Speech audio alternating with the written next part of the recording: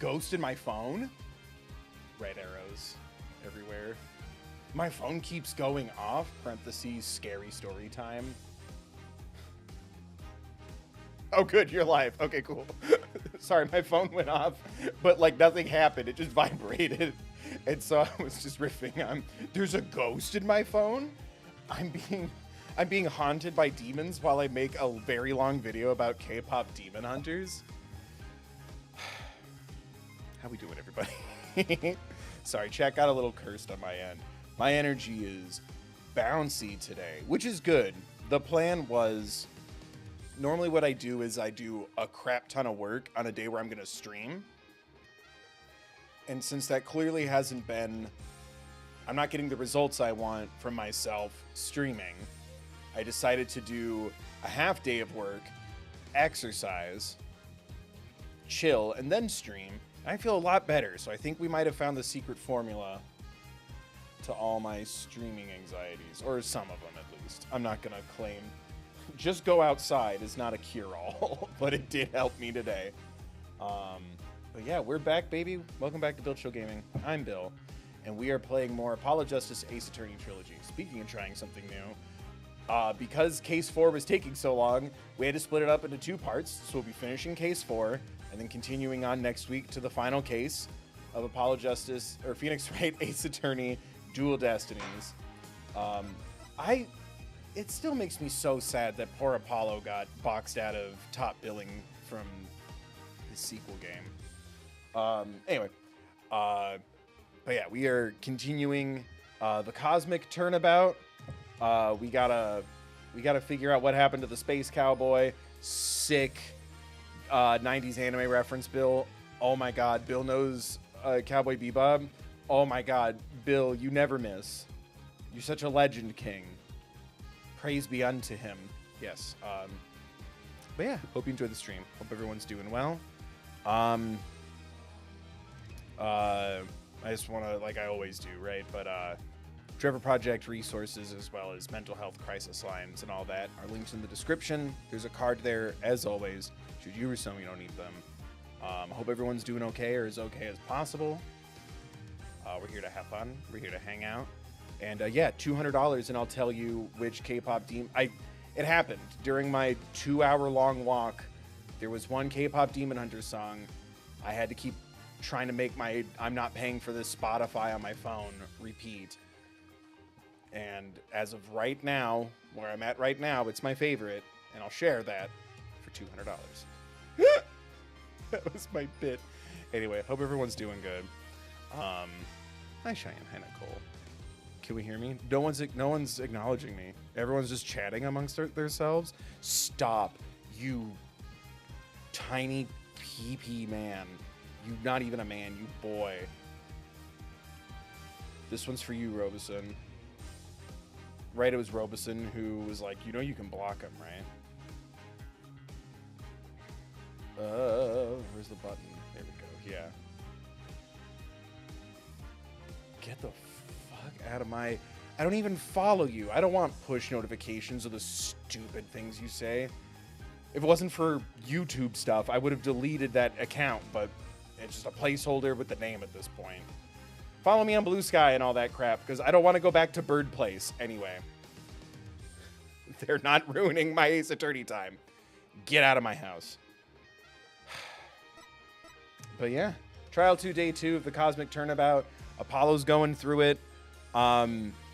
The Not My Real Gumshoe is being weird and suspicious as hell.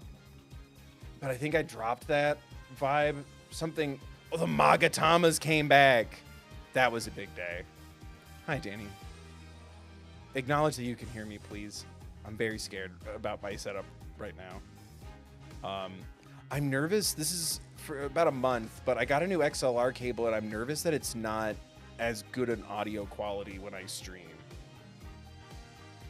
But the solution to that is listening to my own streams, and I don't like doing that. I hear enough of my voice throughout my life and from editing videos. Sounds good, looks good. We can hear and see. Okay, cool. Thank you, Cheyenne. Good, good, good. Scooch that over. Can also hear. Good. Thank you. Oh, man. I'm so stoked. But yeah, consider donating and becoming a member, blah, blah, blah. You can donate here at thethirdbill.com. Hit that join button if you want to be a channel member to help me pick games. Channel members help me pay for games. It's where all that money goes, is right into the channel. But a big thank you to the channel members. Again, hit the join button if you want to join. Thank you, Haley, Twelfin, Ari, Kurt, Rebecca, Polyphonica Studio, Owie301, Robeson, Lucy, Nicole, Cheney, Eggs, Ashley, Warlock, Jammer, Richie, Adam, Always, R.A., Cheyenne, Altonia, Lucas, Skyworms, Happy, Hank, Unwinning 2, Pseudonymous Entity, Bells, and Jesse. Did it. In one breath. Come on, chat. Suffocate me with your support. Make me take a big old deep breath, because there'll be so many names. But yeah. Let's get into the anime lawyers in space, shall we? But yeah, Apollo, I guess, is taking a break from the Wright Anything agency. Oh, thank you, Cheyenne. World's best community. Yes, when it's active. The channel members have had to hold my hand through many a game announcement. But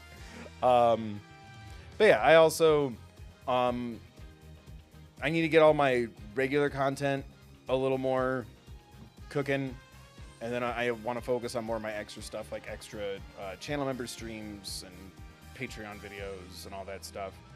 I just, time, energy, bandwidth, other things. We had like several storms in the last couple of days, right? Like we had like big like flood warning rainstorms, thunderstorms, and windstorms and stuff. It's been weird. So I've been sneezing a bunch and holding down the fort, making sure nothing crazy happens, or if it does, we're prepared. Be safe, y'all. But let's do this. Shall we enter the world of anime and fantasy? Start playing from this saved game? Yeah, I guess. Yeah. But yeah, Apollo left.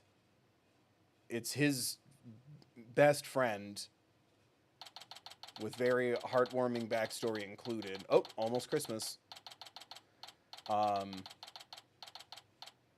His friend is the victim, and he's convinced that we can't find his real killer the conventional way, which I'm wondering how he got to that thought process. But he's also been, he got thinged twice, so great. Now the judge is dead?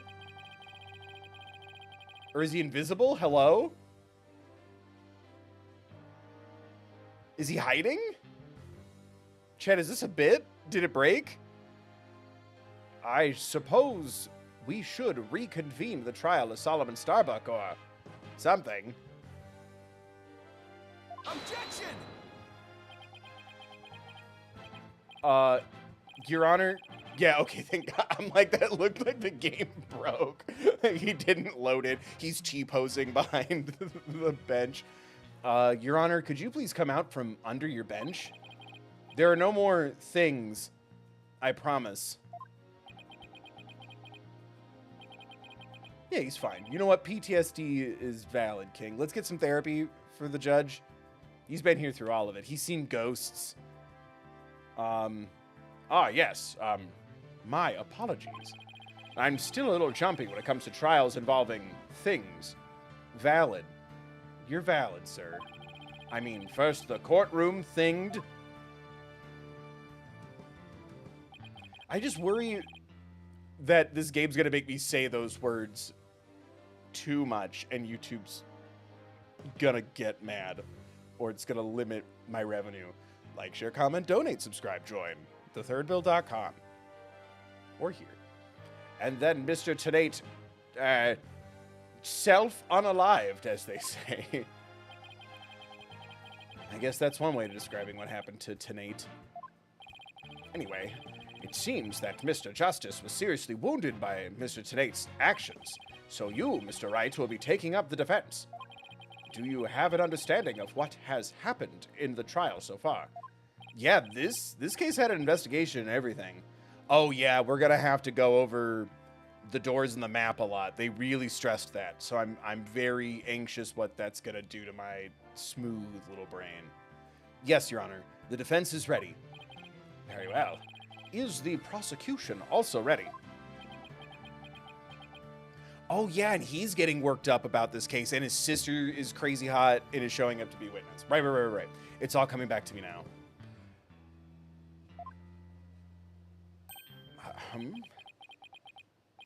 I take it you'd like me to give the opening statement this time.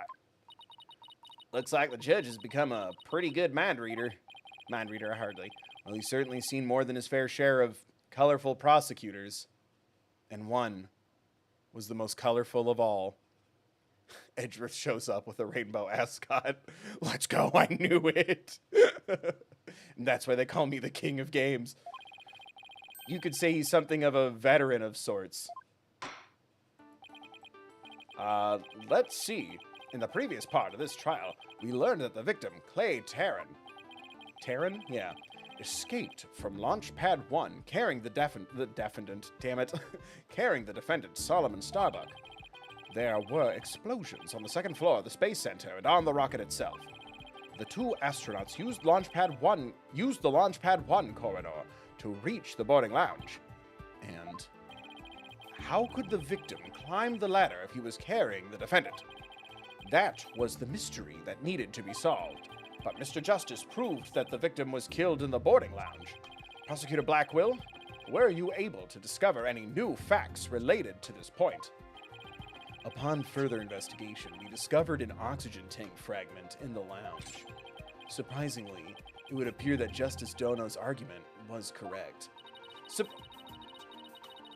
Can we act like Apollo has the perfect win record right now? Unlike some. Phoenix. Bill, you missed the whole point of the Phoenix Wright trilogy if you value perfect win records. No, that was the whole point. To always get our client off. So that means the testimonies of the first two people on the scene are suspect.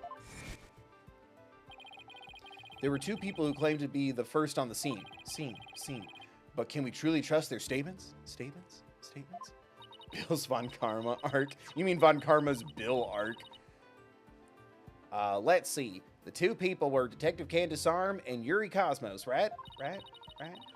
You think that one of them might have given a false statement to the police? Please? Yeah, it's certainly possible. We might have... Oh, my God. Uh-huh. I remember the story. And just as our team was about to cross-examine Detective Arm, the courtroom thingening incident occurred, and the trial was put on hold. That accursed fellow, he killed my witness. He killed Detective Arm.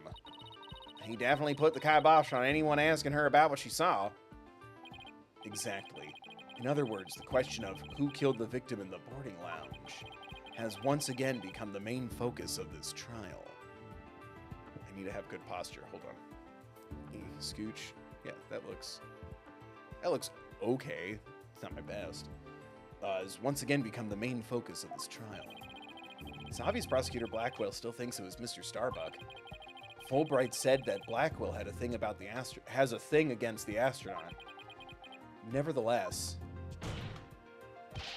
the defense argues there was a third person in the lounge. That's who killed the victim. To make such reckless claims in a courtroom takes a bold man or a stupid one. Objection, I am both, Your Honor. Bi flag goes behind Phoenix. It's like waving. There was no third person in the boarding lounge. Or have you gone dotty already, old man? Objection! What happened to the audio? We'll see who's the dot... Phoenix, you can't call another prosecutor little boy. We'll see who's the dotard after I trounce you with my years of experience, little boy. He's 28. Wait, hold on. Oh, hot. His sister's older. Okay, yeah. Smash. Wood. Once I trounce you with my years of experience, little boy. In any case, Mr. Starbuck claims he saw someone leaving the lounge. Furthermore, a Space Center employee also saw a suspicious figure at the scene. They saw a third person?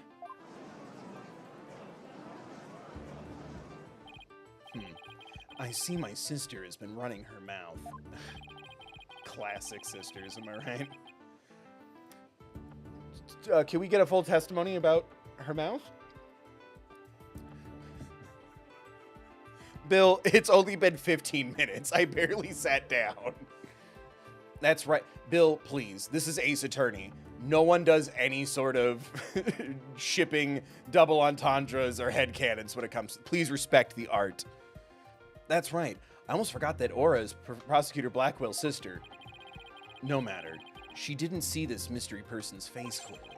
Therefore, there is no evidence to indicate that this person was not the defendant. I guess the possibility that the figure was Mr. Starbuck is still there. In brief, we need to determine if a third person was there or not. To this end, we should hear the testimony of one of the first people on the scene. Director Cosmos, huh? Oh, shoot. Very well. Bailiff, please bring the witness to the stand. Oh, what was your voice?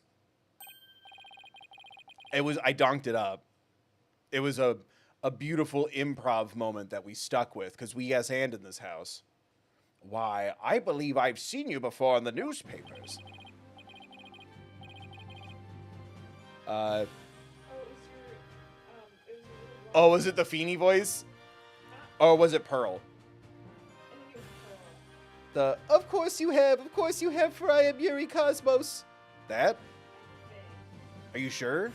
Nicole says little girl voice. No, we cannot, you weirdo. Yes, we can. I thought it was of course you have. Yes, that is right. Yeah, it was the Dahlia Hawthorne voice, yeah. Of course you have, for I am Yuri Cosmos, director of the Cosmos Space Center, which was of course named after me, Yuri Cosmos. Don't you have anything you wish to ask me? Ask me anything. AMA? Chat? Looks like he's all geared up to do some bragging. 7 years ago, I successfully launched the Hat 1, and...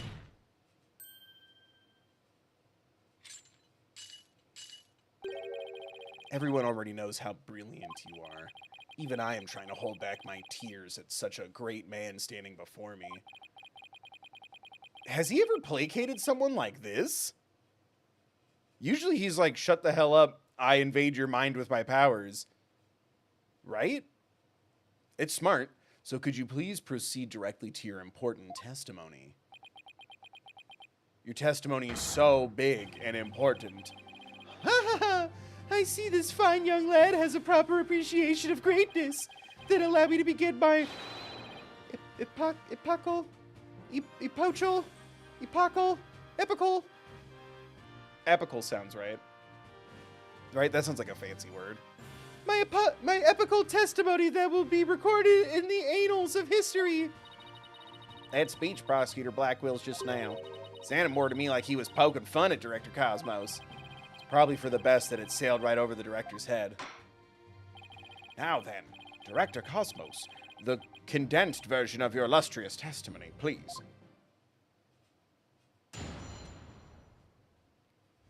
Condensed like milk. Detective Arm and I rushed towards the boarding lounge together. We went via the control room and peeked in from there to see what was going on inside. We saw a figure standing in the middle of the lounge and Taryn lying on the floor. I hate to say it, but I can only imagine the standing figure must have been Starbuck. I see. So in your testimony, you claim you arrived on the scene after the two had escaped from the launch pad to the lounge. And just after the victim had been killed. Oh, the horror, the humanity. But what I said is what I saw, and what I saw is what I said. Courageous action to take in the face of such terrifying things, wouldn't you say? To save my men, I went personally into the epicenter of danger. I said, "What's up, danger?" Risking my own life for theirs. Well, what do you know? It sounds like the director really cares about his men. But does he care about the women and the theys? Canceled. I'm never going to that science center now. Yeah, although it sounds more like he was scared and just had a peek from far away. Is the defense ready to cross-examine the witness? Yes, Your Honor. Director Cosmos' testimony is pretty vague. I'm gonna have to press him and drop more. Oh, shoot. Is this a press everything? Nope. Oh, thank God.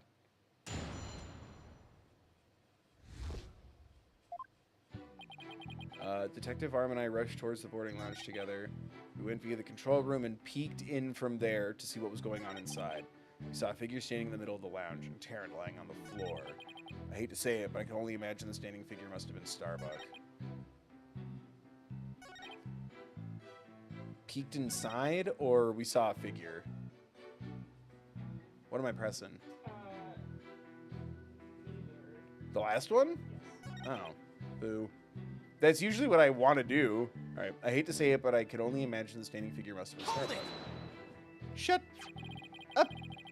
Aura Blackwell also saw a suspicious figure in the lounge, but she gave the statement that it was too dark to see the person's face clearly. Did you see this figure's face clearly? That's going to be easy to say a million times. No, not clearly.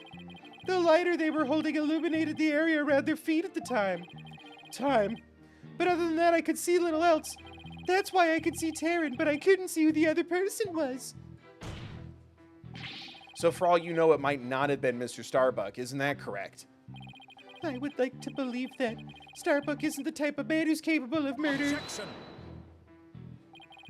When the witness entered the boarding lounge, there was no third person there. Isn't that correct, Great Space Center Director? Yes, that's right. Only Starbuck and Taryn were there by that time. After we peeked in, the lounge suddenly went dark and the figure vanished. You mean they disappeared? That's odd. Objection. Well, all I said was it's odd. No, it's normal for people to disappear. Ghosts are real in this universe. The reason the figure appeared to vanish is because it was the defendant. When the witnesses weren't looking, he fell to the floor and feigned unconsciousness. Hold on. Director Cosmos, did you ever take your eyes off the scene? Just for a brief instant, about as long as it takes for a shooting star to go by. If you took your eyes off the scene, then this third person could have escaped during that time. But what escape route could this person have used? Oh, here it comes. Uh-oh. There are many doors. Pick one. The direction opposite the control room, the southern door to the elevators. There's no security lock on that door, so it would have been possible to escape that way. All things are possible, right, Dono? If you believe. The real question is, do you have any proof? Well... If we're just talking possibilities, we could each profess whatever we'd like. An inmate who used to be a university professor and lunar researcher used to say that there is a kingdom of little green men who live under the surface of the moon. As long as they don't punish us in the name of said moon for what we've... What? As long as they don't punish us in the name of said moon for what we've done to it. What did we do to the moon? What? But I say, where's your proof that this quaint kingdom exists? He's calling your theory a work of fiction, boss. Kill him. A fate worse than murder. Kill him. And he's right. I don't have any proof yet. Still. Just ignore him, Phoenix. When someone tries to poke holes in your theory, it's because they're jelly. 6 Sailor Moon reference. There was a Sailor Moon reference? What did Sailor Moon do to the moon? Should I watch Sailor Moon? That's a lot of episodes. The southern door was a possible escape route. I better make a mental note of that. Director Cosmos, may I ask you a question? Yes. Why did you look away from the boarding lounge? Ha ha ha! There's actually another tale of bravery behind the answer to that. It was when Detective Arms saw the figure and raised her gun. Being a great humanitarian and protector of mankind, I tried to stop her. What? You're saying Detective Arm raised her gun as soon as she saw the figure? I imagine her instincts as a detective told her they were the killer. I don't know about that. And were you able to prevent Detective Arm from firing her gun? I'm afraid I was too late. I was unable to stop her. She identified herself clearly, and then she fired 2 warning shots at the shadowy figure. This information about Detective Arm's actions sounds critically important. Please add it to your testimony. Detective Arm fired 2 warning shots at the figure. I'm not double pressing it, am I? Did she shoot this knife? Oh, the bullet hole's on the wall. There was only one. And there's only one bullet. And it's a single bullet hole. Do you really have to put that in there? Okay. I'm working on myself. Objection! Being in a relationship is not indicative of happiness. I'm proud to be a single bullet. Are you sure you were really paying attention to what Detective Arm was doing? You doubt my words. Words that will someday be written down in history books. Boo. Boo, Chicago references. Hiss. Hiss. Somehow I don't think those exact words will ever be written down in any history book. Mr. Wright, could you please explain yourself so that we can all understand? Some of us are in history books, mind you. You say that Detective Arm fired 2 warning shots, and yet only 1 bullet hole was ever found at the scene. You could say the other shot was thrown away.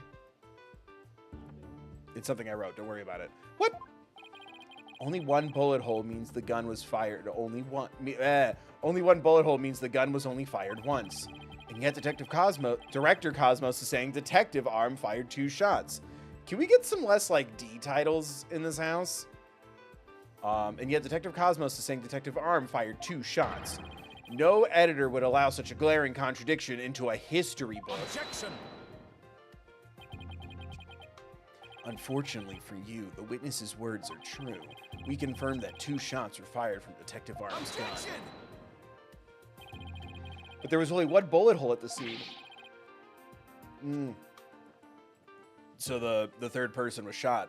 Where did the other bullet hole vanish to? Ah! Wise guy asking questions. I apologize for my homophobic hawk. You should know the answer to that already. I should? During the previous trial, a certain oxygen tank was presented as evidence. We've already discussed that it was ruptured in the lounge, have we not? Well, it appears that the thing that ruptured it was a bullet. A bullet that was found near the tank, to be precise. This bullet was fired from a .38 caliber gun, the same caliber as the detective's gun. What? God. I'm just going to add this to the court record, Mr. Rat. I don't know why I love that he holds a little paper. What a helpful little guy. Why does he have a scarf?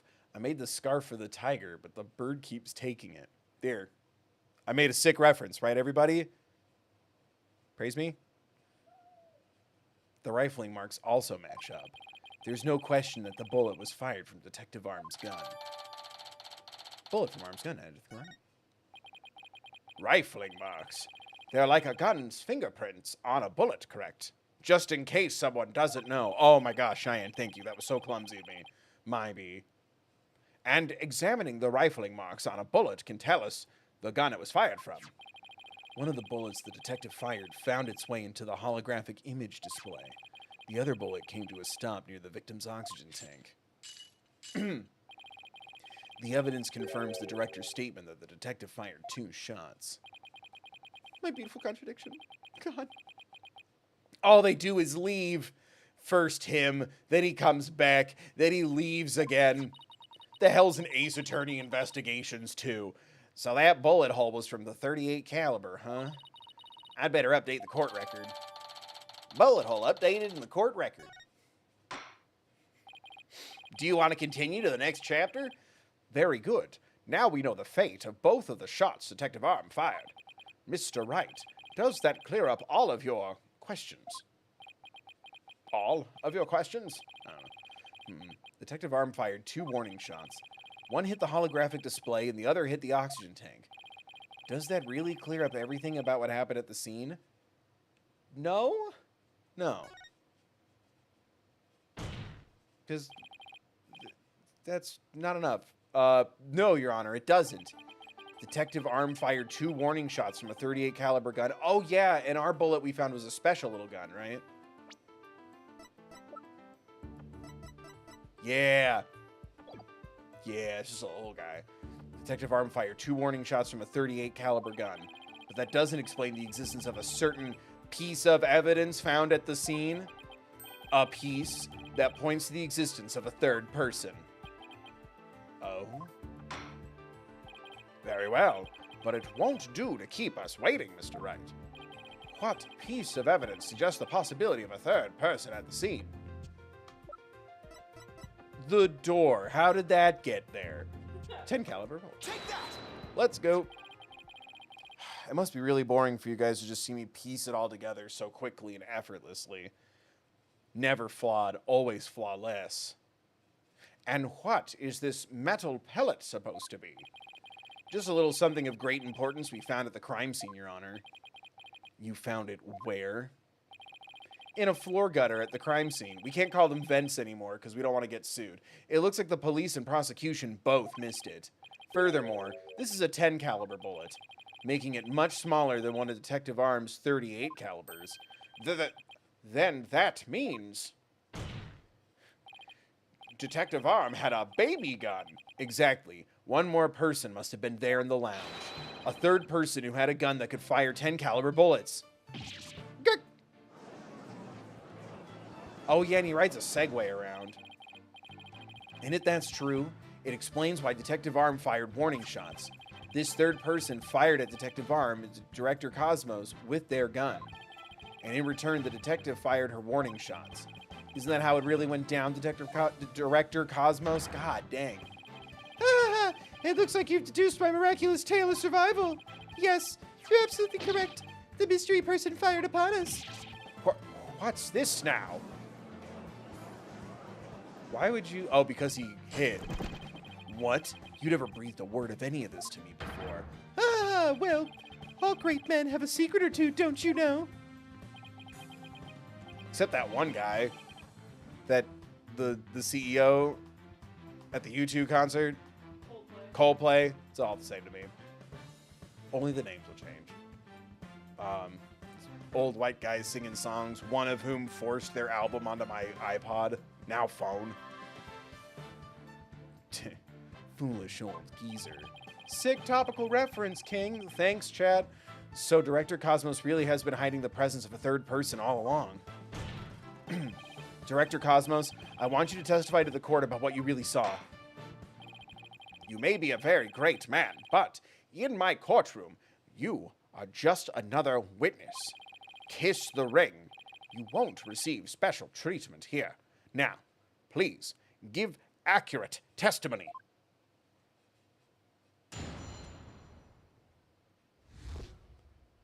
What I really saw, Detective Arm and I rushed to the control room together.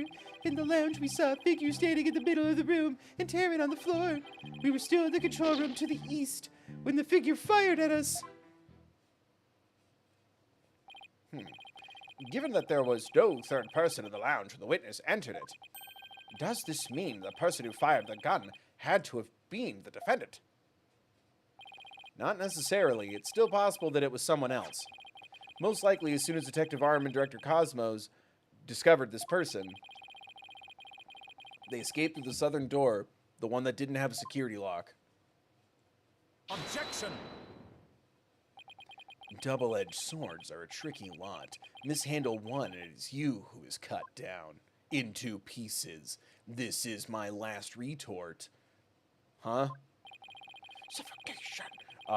Your reasoning could apply if Spaceboy were the killer as well. Man, I really nailed it with the stream names. No one appreciates them. J-Pop Yokai Hunter was a great one. I will die on that hill. Think about it. After being discovered, he could have fired the 10 caliber gun. Detective Arm would have responded by firing 2 warning shots. All he had to do was feign unconsciousness to invent the possibility of a third person. But then where's the gun, you nerd? But Mr. Starbuck didn't have a gun in his possession when he was found by the police. Thank you, King. That vest has really made you smarter. Nor has a gun been found at the crime scene. Its absence can only be explained if there was a third party who took it with them. Objection! Are you not the attorney who proved ghosts were real? Recall the existence of a trash chute in the boarding lounge. Boo! The defendant could have simply thrown the gun down the chute. Well, you can't deny the possibility of a third person leaving with the weapon. Objection! It's up to you to prove that possibility. No, it's actually up to you. And I trust you haven't forgotten my little piece of decisive evidence. What evidence? Why, the detonator switch that was found in Mr. Starbuck's pocket. Naturally, the most compelling evidence of all that tells us he is the culprit. I did forget about all that. Look, your baldness. How deliciously obvious it is that they lack the evidence to rival mine. Wow, he sliced our third-person theory to ribbons and served it to us just like that. Yes, well, I have a question of my own, actually. What is evidence again? The tutorial starts all over. That bullet that the mysterious figure shot. What did it hit exactly? Hello? Look at me. It hit me. Oh, you did it. So does that mean you're a ghost? Not again. I was wondering when you would realize it, your baldness. Director Cosmos is an authentic, bona fide ghost. What? No. No. No. He can even pass through walls, disappear and fly. He's much more unique than the other guys. It was then Director Cosmos knew what he had to do. He had to fight the ghosts that were coming through. He's here to fight for me and you. Prosecutor Blackwell, shame on you for teasing this nice old gentleman. Your baldness, it was all in jest. Please, show yourself again. This traumatized man. Are you sure? In that case, how did you manage to survive being shot, Director Cosmos? It was a baby bullet, and he's a big man. I'm glad you asked. Oh, I'm glad you asked. It was a miracle befitting a great history-making figure such as myself. Oh my god. Wait, can you see it? In the 3D model? There's a little dent in the metal. The bullet hit my glorious Medal of Honor, whereby it ricocheted, thus saving my life. What?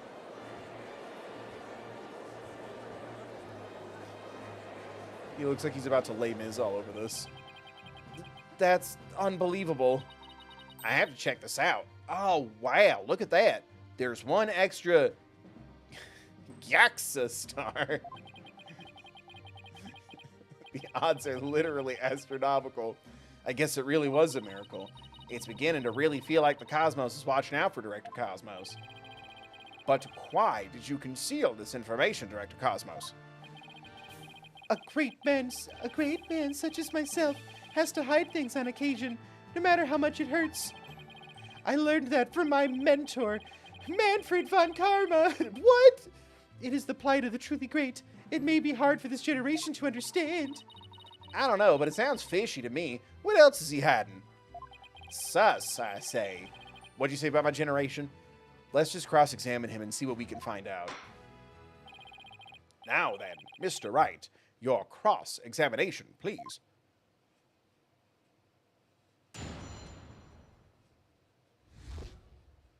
What I really saw. Detective Arm and I rushed to the control room together. In the lounge, we saw a figure standing in the middle of the room and Terran on the floor. There it is, east, when the figure fired at us. No? Do I have to press or can I present on that?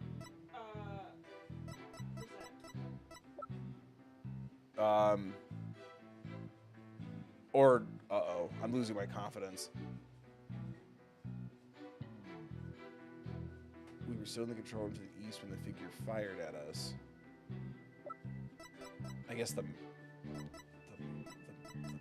Uh-oh. Uh-oh, I'm losing my... It's evidence used just before this. The bullet hole? First time that. The bullet. Yeah. There we go. The south wall. Yes. I had that thought, but I was thinking the bullet hole description was going to say where it was. Because I'm like, no, we picked it up from the other corner, so we would have fired from the control room, not into the control room. And now I'm making Better Call Saul references in my mind. I'm sorry. And that's the south wall. My husband, Tony Dalton, says that line. Manfred, thank you, Cheesy 2 for the 5. Manfred von Karma contained multitudes, being a terrorized mentor to both lawyers and astronauts. He was hedging his best bets in case Edgeworth didn't live up to potential. Werner Ziegler. And what's with that south wall? Tony Dalton is fantastic. And that's the south wall. The south wall. Yes. Sorry. I like to do Werner Ziegler lines sometimes. It is his very soft-spoken voice, the light German accent that I can't do. I knew my friend Michael would be very grumpy with me, but over time, he would understand and forgive. Anyway, it's really bad, but I love doing it. Director Cosmos, I believe you are telling this great court a glorious lie. A great man like me tell a lie? Have you ever heard of such a thing in all of history? I'm the George Washington of anime. My accusation is based on the positions of the people who were in the lounge. According to your testimony, you and Detective Arm were near the control room door, and the mystery figure was standing in the middle of the boarding lounge. If, as you say, the figure fired a gun at you from this position, then the bullet would have traveled in this direction. Do-do-do-do-do. He's like, he takes a red, you hear like the cap, click.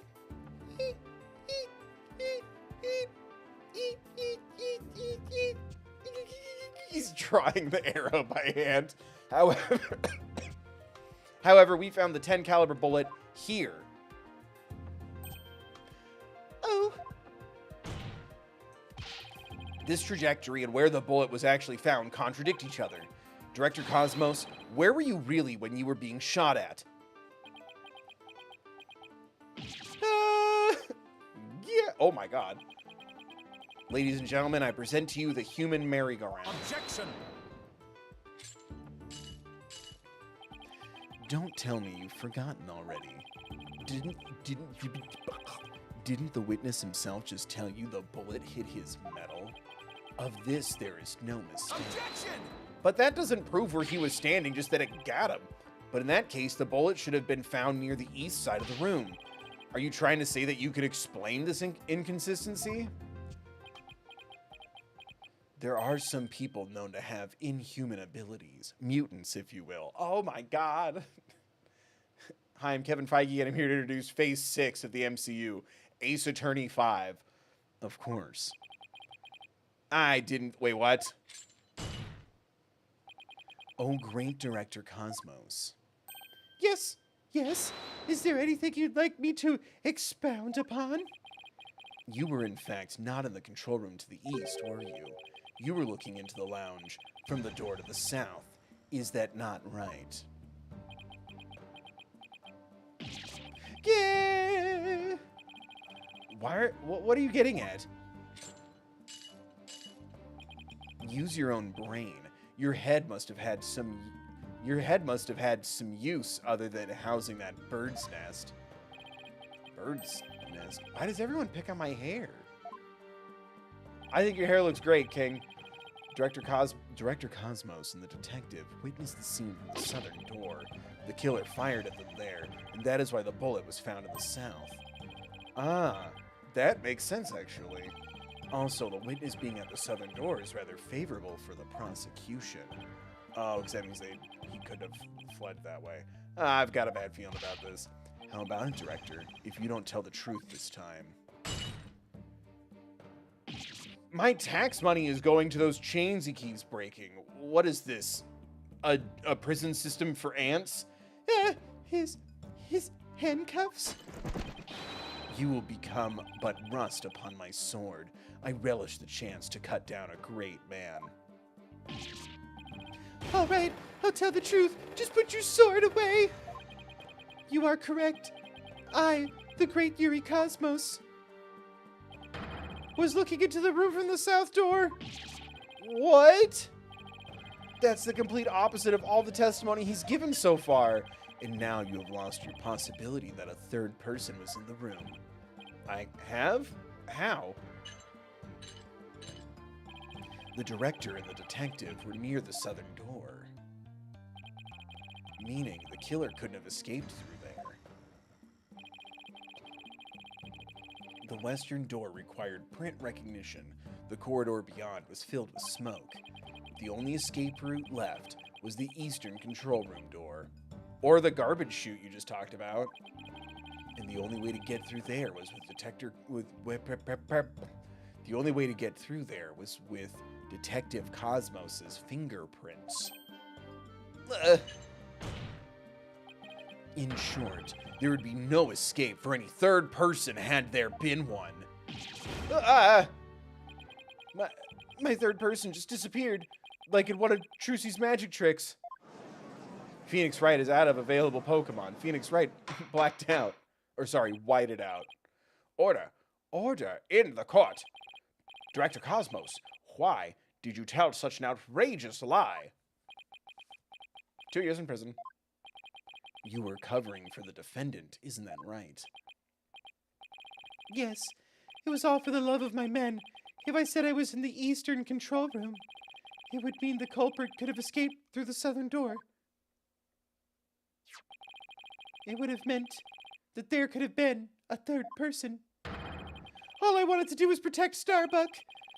I said I was in the control room to invent an escape route for a third person. What a convoluted lie. Was he really covering for the defendant?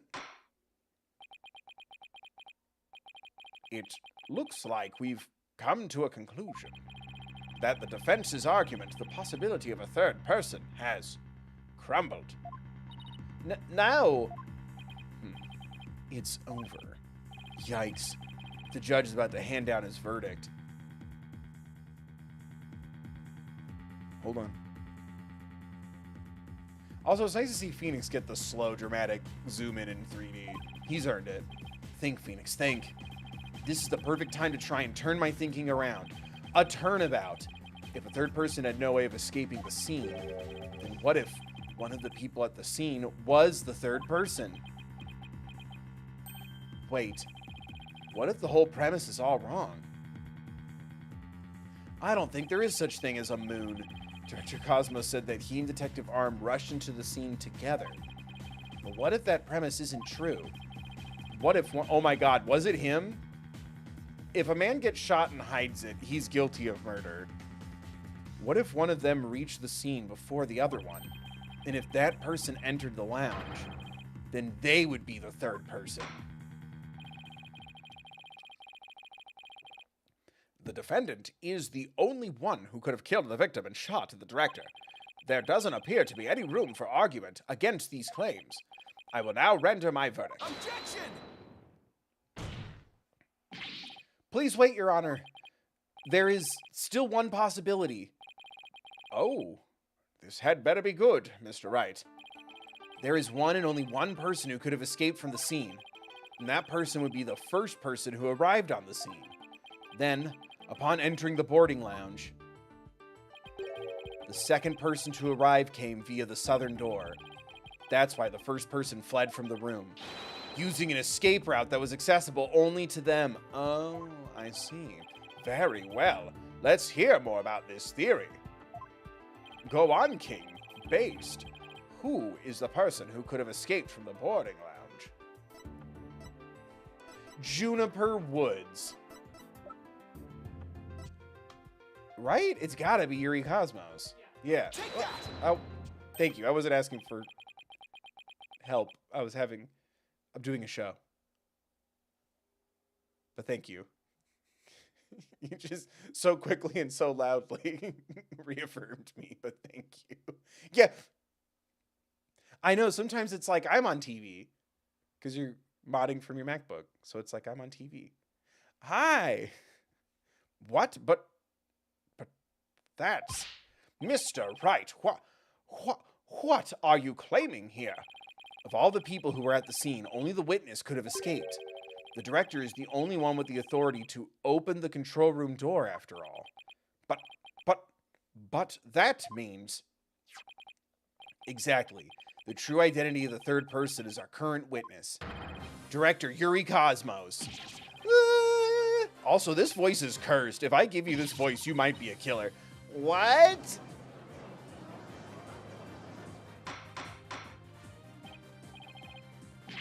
Order. Order in the court, I say. Mr. Wright, you will explain yourself in more detail. I assert that Director Cosmos arrived at the scene before Detective Arm and entered the boarding lounge alone. Detective Arm arrived after that and saw a suspicious figure who was actually Director Cosmos standing in the lounge. And that's why she fired those 2 warning shots. Oh, I've been hit. I've been hit on the starboard side. Captain Wright, it's a direct hit on the enemy ship, sir. A magnificent shot. Athena, that game is played with a battleship, not a rocket ship. Same thing, right? Athena, goddammit. Warning shots fired from the enemy ship. Prepare to intercept. Cosmos, you have told a lie in this court once again. A bigger crime than murder. I've been hit. I've been hit on the port side. The enemy has called in reinforcements. Earth to Cosmos Control Center, requesting permission to ask that you return to reality. But my ship will not go down to anything less than the ultimate weapon of evidence. Objection! But I do have evidence. In fact, you could say that your battleship bears its scar. If Director Cosmos is the third person or a Blackwell saw, the third person fired a Detective Arm and Director Cosmos with their gun. And in return, the detective fired her warning shots. Shot. Everybody. Isn't that how it really went down, Director Cosmos? Cosmos? It looks like you've deduced my miraculous tale of survival. Yes, you're absolutely correct. The mystery person fired upon us. Us. Director Cosmos must have been the one who fired the 10 caliber gun. When Detective Arm discovered him in the lounge, it only makes sense that he would have turned and shot at her. Therefore, the evidence on the director's body is What? The evidence on the director's body is of a different kind of relevance than before. Once we compare it against another piece of evidence, the mark that you received from the third party will be all the proof we need to prove that you were the one in the lounge. Brace for further impact. Comparison against this piece of evidence will prove that you were the one in the lounge. The bullet from Arm's gun. Right? Yeah. Because then Arm would have shot at him. Take that! Yes. The 38 caliber bullet found on the floor at the scene didn't hit the oxygen tank. It hit Director Cosmos' metal. If we have that ricochet mark on the metal analyzed, I'm sure the caliber will match up. And if that mark proves to be from a 38 caliber bullet, it will prove that you are the third person we've been looking for. Yeah, the bridge is destroyed, losing altitude. All hands abandon ship. If that's true, then what about the bullet that hit the oxygen tank? It was the 10 caliber bullet. In other words, it was the bullet fired by Yuri Cosmos. Isn't that right, Director? No, you've got it all wrong. Who lets him have his phone? What? The engines have started again? It's a miracle. I'm not going down yet. Just hand stuff. Witness, stop this at once and confess the truth. If you don't want the history books to say that a great man was a great liar, then accept your fate and tell the truth. Are you giving me orders? Me, the great director of the Cosmos Space Center? Yeah, but the cosmos revolves around me. Is he gonna Team Rocket blast off again? Oh my god. Someone get me off this thing. Do we need silly segue moments? He killed a guy. Order.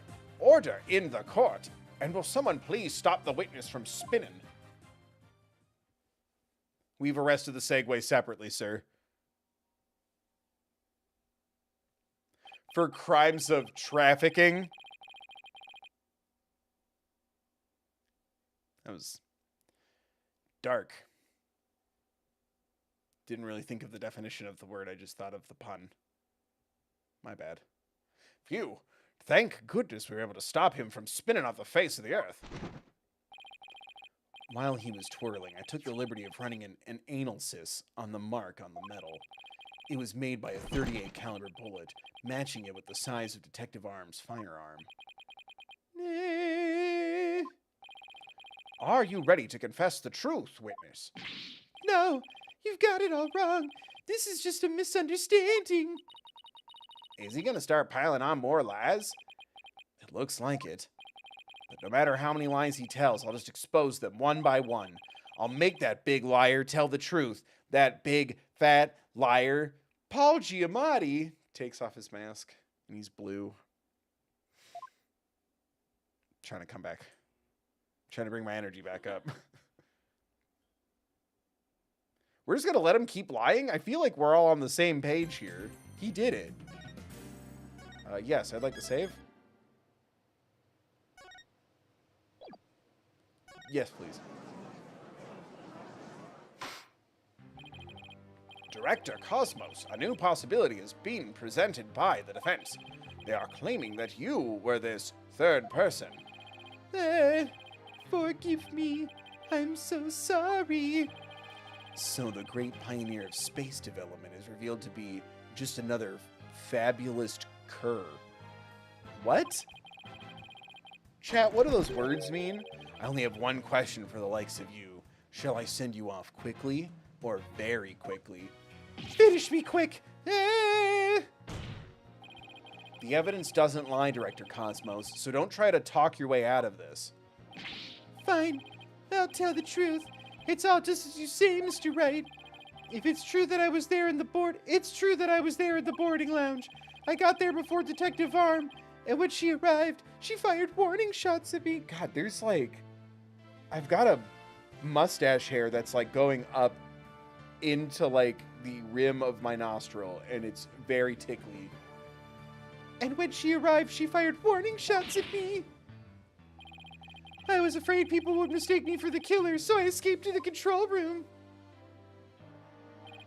I then went past the elevators and all the way around to boarding lounge 1 again. I came up behind Detective Arm and pretended to be the second on the scene. What a troublesome old man you are, with such convoluted deeds and thoughts. I see. So then, are you still insisting that you did not kill the victim? Of course I am. When I arrived at the lounge alone, I saw the true killer.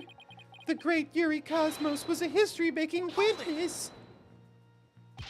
Now hold on just a moment. We just proved a few minutes ago that the third person that Mr. Starbuck and Miss Aura Blackwell saw was you. No, it wasn't me. I saw the person as well. If I were the killer, why would I lie to cover for Starbuck? I would just leave him to take the fall. That is an excellent point. All I wanted to do was protect Starbuck, but I said I was in the control room to prevent escape of the third person. Well, it makes some sense if he told those lies to cover for Mr. Starbuck. Still, a lie's a lie, Athena. Lying is basically killing. So Director Cosmos claims that he's not the culprit. But where's the proof? I just remembered. I have an alibi. UGLY. I have an alibi. Miss Blackwell said that she saw the killer at 10 a.m., correct? Yes, and? Well, I was on the 4th floor helping with the evacuation effort. Ask any member of the staff you'd like. They'll corroborate me. Oh, God, it's still poking me. The director is not fibbing to the court for once. I confirmed that he has an alibi for the time specified. So you're claiming that Miss Blackwell saw the killer commit the crime first at 10 a.m.? And you arrived at the lounge after that? Yes, and I believe the person I saw is the same person that Miss Blackwell saw. Although it was pitch black, so it was more of a shadowy figure and less of a person. And I couldn't actually see their face, but it was definitely the silhouette of an earthling. Or a ghost. As long as he has an alibi. We can't very well claim Director Cosmos was the killer. No, we can't. Then again, maybe we don't need to yet. I wonder if he was really covering for Mr. Starbuck. Your Honor, the defense moves to have the director testify about the person he saw. Very well. Director Cosmos, your testimony, please.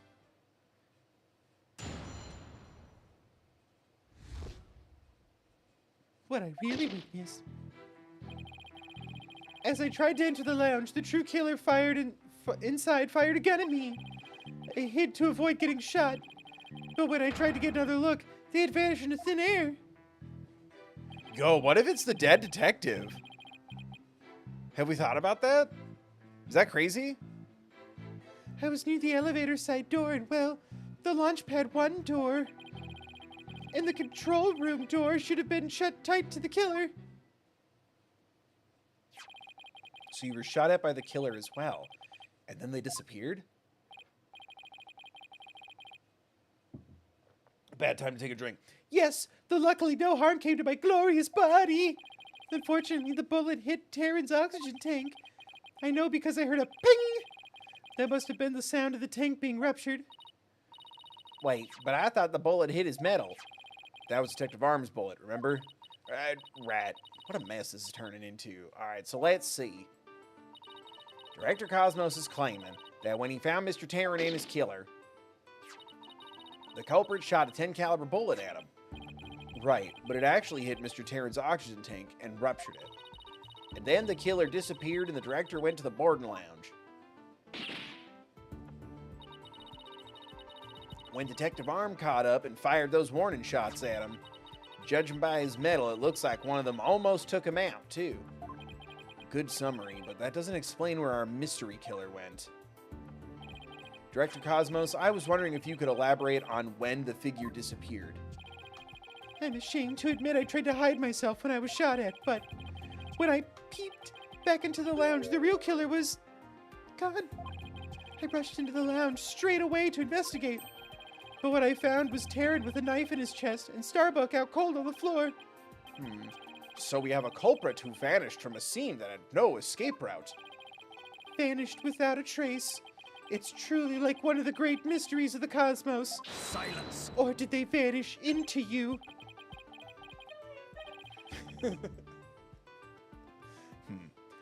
riddle of the ages indeed, but I'd rather know how a fibbing leech such as you can be lauded as great. A great man is always misunderstood in his own time. Me, literally me. They'll appreciate me long after I'm gone and they dig up my videos like they do Picasso's paintings. A great man is always misunderstood in his own time, but he must remain true to himself, even if those around him don't understand. Wow, that might be the first true statement he said all day. But how do you suppose this person managed to vanish so suddenly? Simple. Because it was Spaceboy himself. What? When he was spotted by the director and Aura, he quickly feigned unconsciousness. That would certainly take all the mystery out of the idea of a vanishing culprit. I want to raise an objection, but I don't have any counter-evidence. Director Cosmos, when you saw this person, did you also see Mr. Starbuck on the floor? No, because it was as dark as a black hole in there. I didn't see Starbuck until the other person vanished and I entered the room. That wasn't exactly helpful. I'm prepared to accept your surrender, right, Dono? I can't find any holes in this testimony, but I can't give up. I got this one, Phoenix. I'm the king of holes. Mr. Rat, why don't you let me help? Oh, shit. Huh? While the director was giving his testimony, I detected a cacophony of discord, which means he's hiding his true feelings from us, huh? He's hiding his true feelings from us, huh? This just might help us find out what happened to our vanished killer. That'd be great, Athena. Let's see what you can do with him. God damn it. You got it, boss. I wouldn't want to miss this chance to delve into a great mind. Yuri Cosmos, prepare to hand over the secret of your heart to me. So let me drive my van into your heart. Let me drive my van into your heart. And if we look at a place, well, baby, that's okay. I'll vanish into outer space. As I try to enter the lounge. Christ, I hate this. These are normal feelings, right? To be scared and surprised that someone fired a gun. And angry. I hid to avoid getting shot. But when I tried to get another look, they had vanished into thin air. I was near the elevator side door. And well, the launch pad... Why are you scared of the launch pad 1 door? Right? Fuck. Is it the gun? Nope. Is it a lack of emotion? Yes. Is it when he vanished? Yes. They had vanished into... Okay, then what do I press then? This didn't scare... this didn't emoji mouth? This didn't mouth? You... So no head? God damn, I hate it. Thank you. You must have thought it was very strange that the killer vanished into thin air. I did. That kind of thing just doesn't happen usually. And yet, at the same time, you barely registered any shock at the occurrence. What? Why are you... my adrenaline was racing. Knees weak. Mom spaghetti. Why are you... I can only think of one reason as to why you weren't surprised by the killer's vanishing act. You must have had a good idea of where they went, isn't that right? What? No. Of course not. That's preposterous. Only I could enter the control room. And the area beyond the launch pad door was filled with smoke, making it impassable. And as for the southern door... I was standing right there. So there was nowhere for the killer to run to. Maybe, or maybe not. You went into the room to check on Mr. Starbuck and Mr. Tarrant, yes? What if the culprit took the opportunity to silently slip out through the southern door? I highly doubt it, as you recall, right after I entered the lounge. Detective Arm came rushing towards it herself via the southern hallway.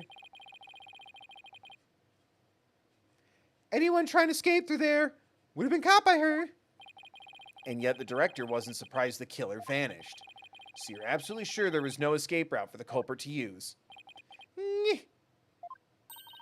It's working, boss. One more punch and it'll be a knockout. Punch him? Get him! There seems to be one more emotion that's at odds with his testimony. Go get him! Okay, back in the Matrix it is. There is no spoon. God, I hate this.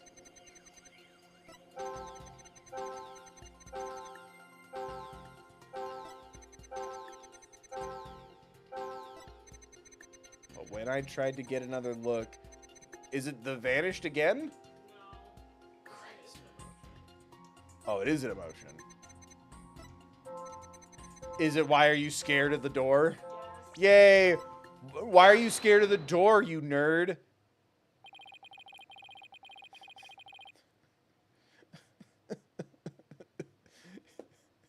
I hate that so much.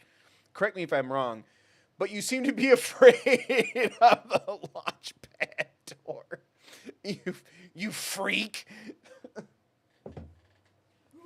Does baby need me to check behind the closet door? Correct me if I'm wrong, but you seem to be afraid of the launchpad door.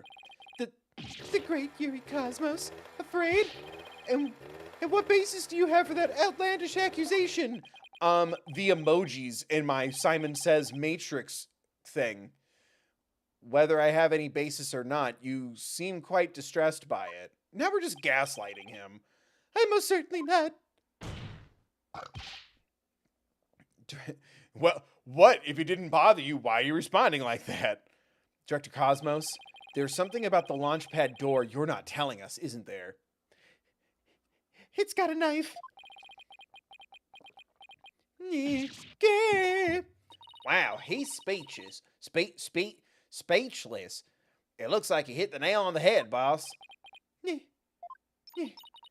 I'll just input those 2 pieces of data, and yeah, just what I wanted to see. God damn it. Presto changeo, less discord. Looks like we're on the right track. Thanks, Athena. Now to make sense of what we've learned. Director Cosmos wasn't surprised that the culprit suddenly vanished from the lounge. which points to the possibility that he knew where the killer had escaped to. Furthermore, talking about the door to the launch pad made him uneasy. He has a fear of doors. In other words, he's probably hiding something about the launch pad 1 door. When we put those two pieces together, only one solution to this puzzle comes to mind. Dr. Cosmos, did the real killer escape through here? Through the door.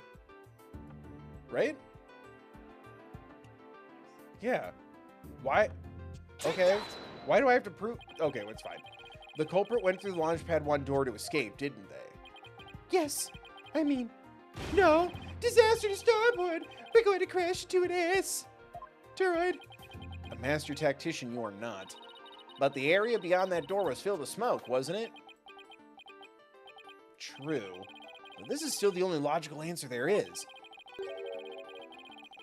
If we can just figure out what the director is hiding about the Launchpad 1 door, we should be able to iron out the logical inconsistencies.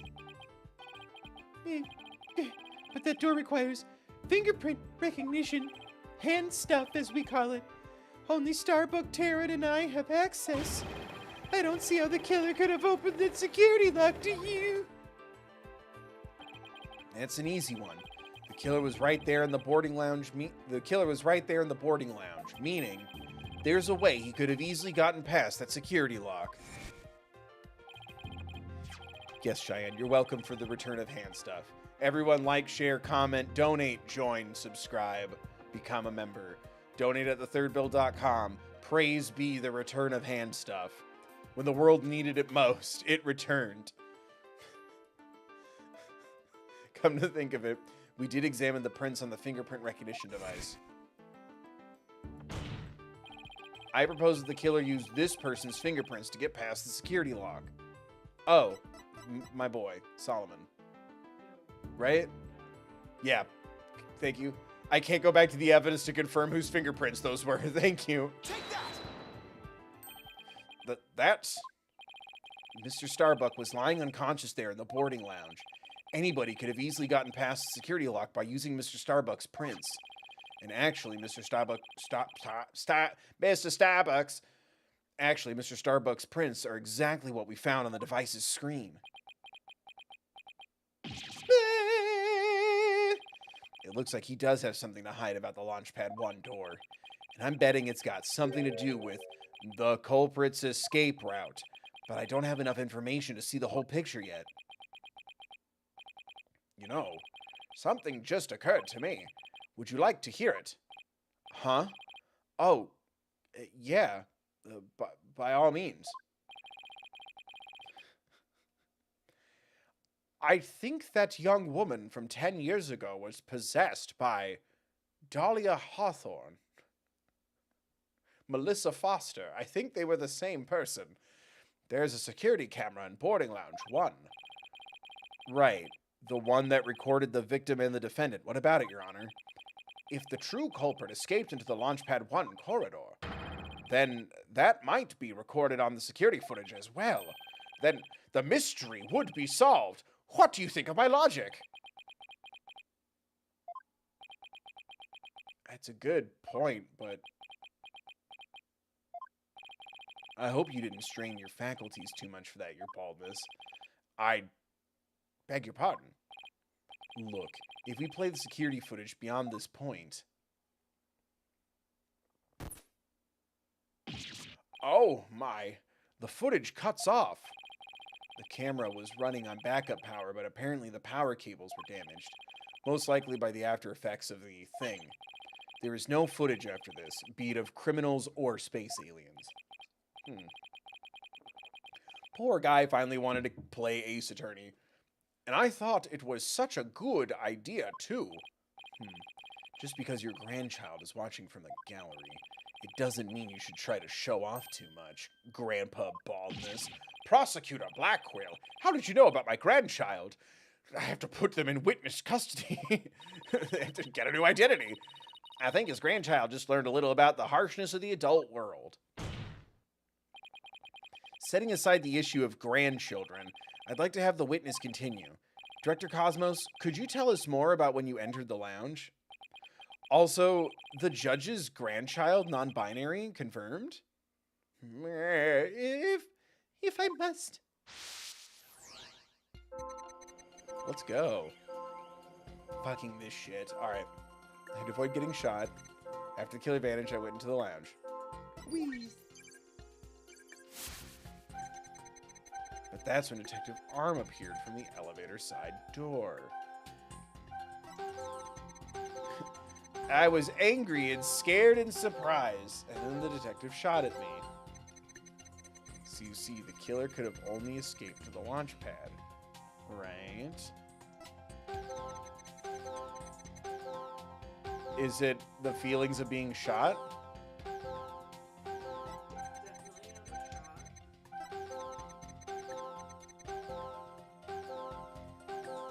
shot. Why were you sad? Why were you mad? Why weren't you happy? Why was your mouth so open? I don't get this, and I don't care for it. Director Cosmos, why were you so surprised when Detective Arm found you, and again, when she fired? Because being shot at is scary and surprising. Isn't that a bit No! King. Sadly, even great men such as myself have. Ordinary human feelings. Go off. I fucking hate this element. Our bodies are bound by the forces of gravity and emotions. You think it's easy to try to defy gravity? Not all of us are Cynthia Erivo. Even a great man such as myself experiences surprise on occasion. Yeah, I'm sure you do. But my real point is not the fact that you were surprised, but rather what you were surprised by. Well, it was one of them lady detectives you hear so much about. And I Finally saw one. pardon me? First, you were surprised when Detective Arm found you in the lounge. And just after that, you were, of course, again surprised when she shot at you.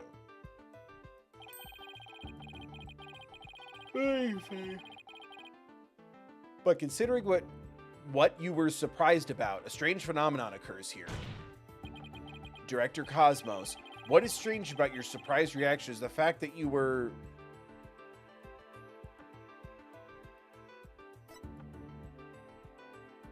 Can we measure when you were more surprised?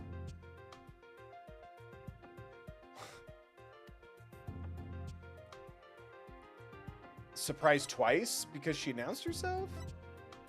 More surprised when Arm came. Genuine question. How do we measure our lives in love?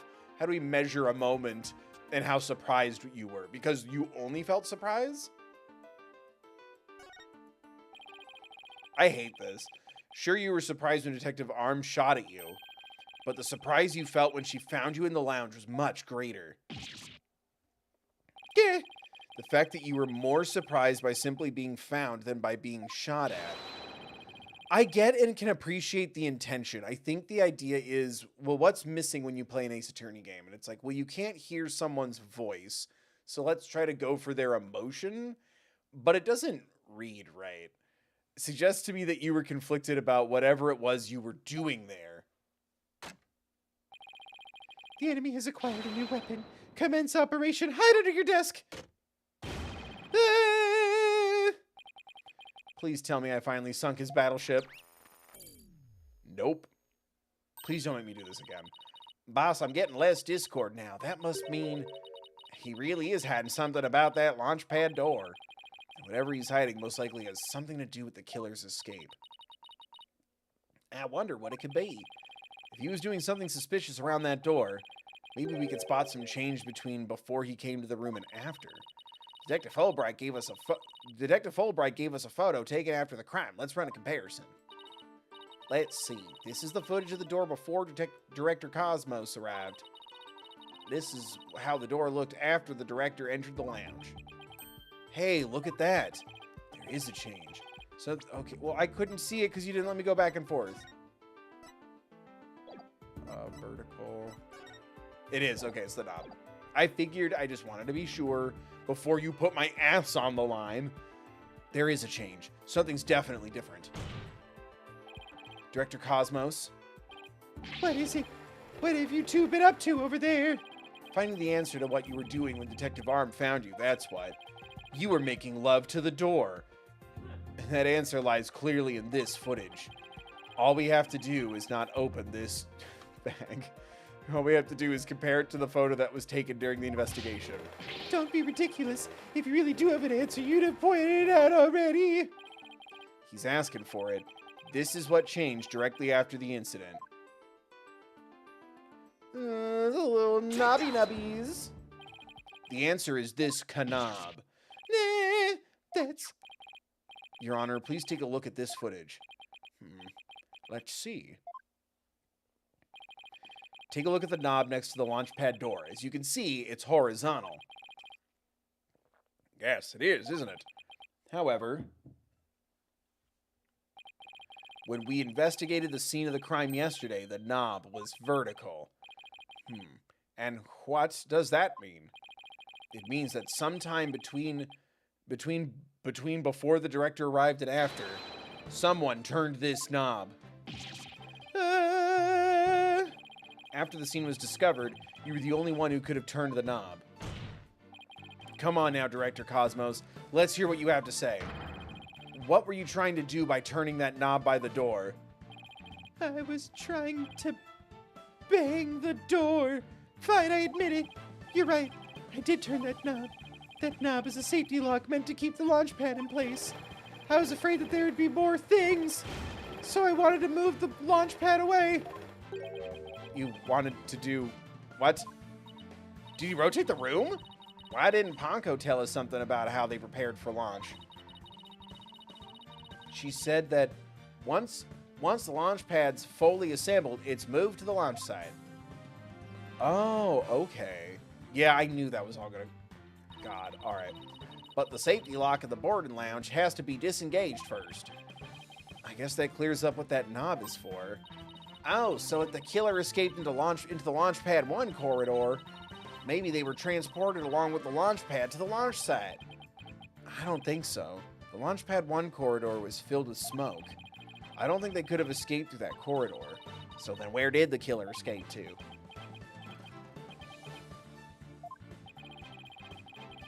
I guess there are still some things we have to uncover.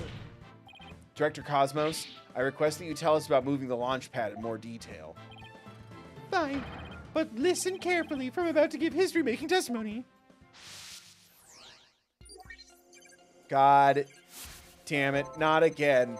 I had no choice but to disengage the safety lock. Doing this made me happy horny. I feared there might be more explosions, so I had to cut the launch pad loose. Grrr, that door. Surely the only escape the killer had was through launch pad 1. But that area was a sea of smoke. Objection, there can't be a sea of smoke. Confound it, where on earth could they have gone?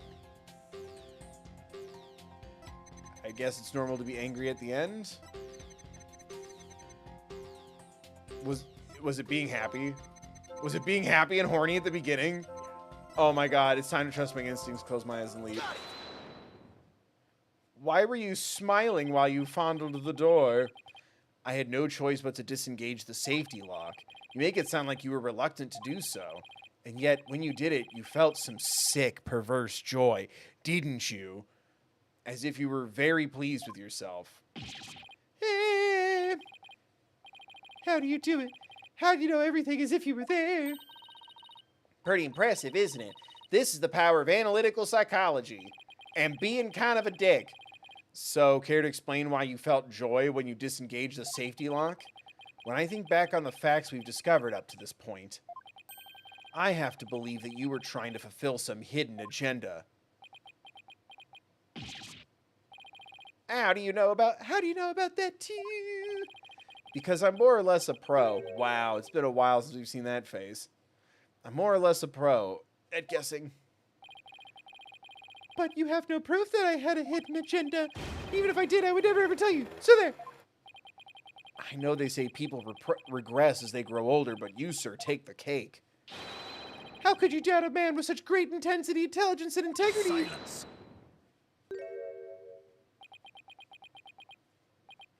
You, a man of integrity? Don't make me laugh. Prosecutor Blackwell? What came over him all of a sudden? You've spouted nothing but falsity since you stepped up to the stand. You're not the kind of man that will be glorified in the annals of history. Not for greatness, anyway. Unless you consider greatest barefaced liar an honor. What? Liar! I hardly... His words bite harder than... Does he? He called him a liar. What are we, in 3rd grade? You moved Launchpad 1 after the explosions? My, how naive you are. You fail to realize how even the facts themselves have betrayed you. Huh. You know, just a thought, but modern English can be your friend. And here's a thought for you. Immediately following the thing-a-ding, Launchpad 1 was on the boarding lounge 1 side. The police confirmed this on scene. What? The liar! So that means the director didn't move the launch pad, or he moved it back? Curse my judgment for calling history's greatest liar to the witness stand. Let us leave him to indulge in his lies and war games to his heart's content. Liar! Objection! But it doesn't make sense. You can't deny that someone turned that knob. And once the safety lock was released, I'm sure the pad must have went somewhere. If we chase down the truth of this issue, we just might find where the killer escaped to. Ah! You're sure it must have went somewhere. We just might find out. Your arguments are nothing but conjecture, bluffing, and wishful thinking. Stop chasing your fantasies and see reality for what it really is. Or are you not man enough to, boy? Gah! Phoenix Wright was emasculated so hard he died. Talk about hitting below the belt. Youngins these days. I don't understand it. I'm sure Director Cosmos must have moved the launch pad. The knob was definitely turned after he came to the lounge. But the launch pad is right where it's supposed to be. Wait a minute. Maybe I have it all backwards. What if the director turned the knob not to move the launch pad away, but to bring it back to where it was supposed to be? What are you blathering about? What if the launch pad was at the launch site before the incident, and then after the incident, Director Cosmos moved it back to its usual spot? All he had to do was turn the knob to call the launch pad back. And it would be right where the police found it. His hair! Oh, thank God he's got more. I can't change my thumbnail. You made him sigh like... Oh. You made him sigh like Mr. Starbuck. Was what I said really that off base? It pains me to have to explain how wrong your own logic is to you. However, our great liar turned the knob only after he discovered the crime scene. Indeed, the pad existed beyond the lounge when our Astro Wonders made their escape. A fact that has been recorded for posterity on filmless film. Oh, right.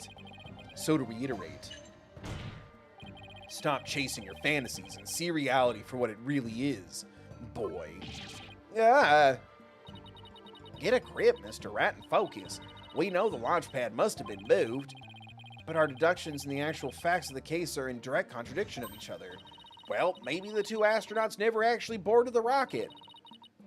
This footage could be fake, taken with body doubles after the incident or something. On second thought, that's too far-fetched, even for me. Never actually boarded the rocket. Hey, wait a minute. Maybe, just maybe. Huh? Prosecutor Blackwell, what if I told you that the two astronauts were... fucking... never set foot inside the launch pad area, but instead went into another place. The back door. What if when the director moved Launchpad 1 back, it was not from the launch site, but from another place? What would you say then? Cut the existential bull or I'll cut you. Mr. Wright, you will explain yourself at once. I know I'm right. It was all the other way around from the beginning. Very well, Your Honor. Let me explain. Director Cosmos' reason for moving Launchpad 1 was to hide it? To switch it. To Nintendo Switch to it with another place. Yeah. Thank you. Because he wanted to Nintendo Switch to it with some other place. I'm sorry, but did you say switch it? But what could he possibly have switched the Launchpad with? Oh, you'd be surprised, Your Honor. All it takes is a little thinking outside the box, and the answer becomes clear as day. This is what he switched. This is what was switched with Launchpad 1. The museum? Isn't it the museum because it's basically a replica? Am I nuts? He swapped with the museum. Take that!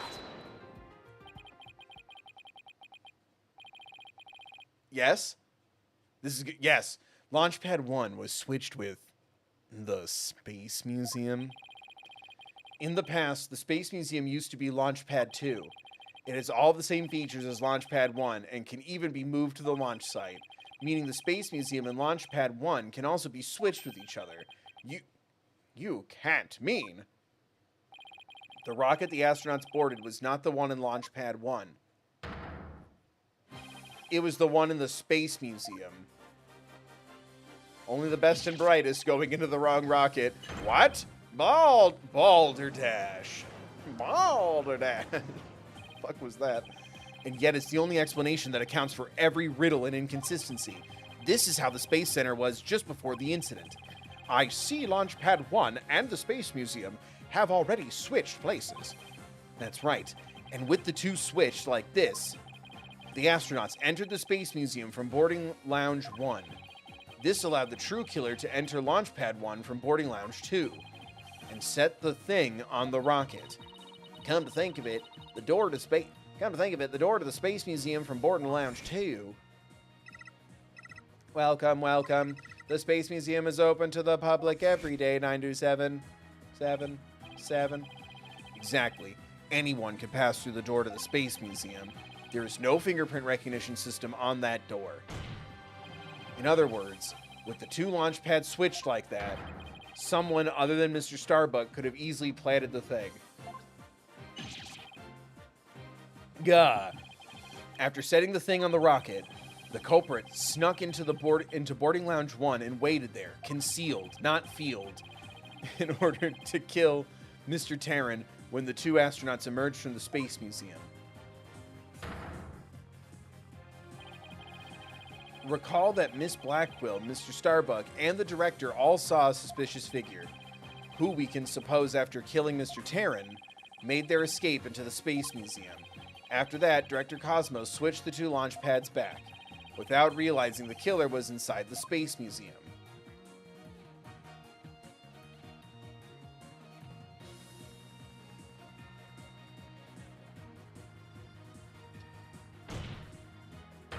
The killer then left the Space Museum and made a clean getaway.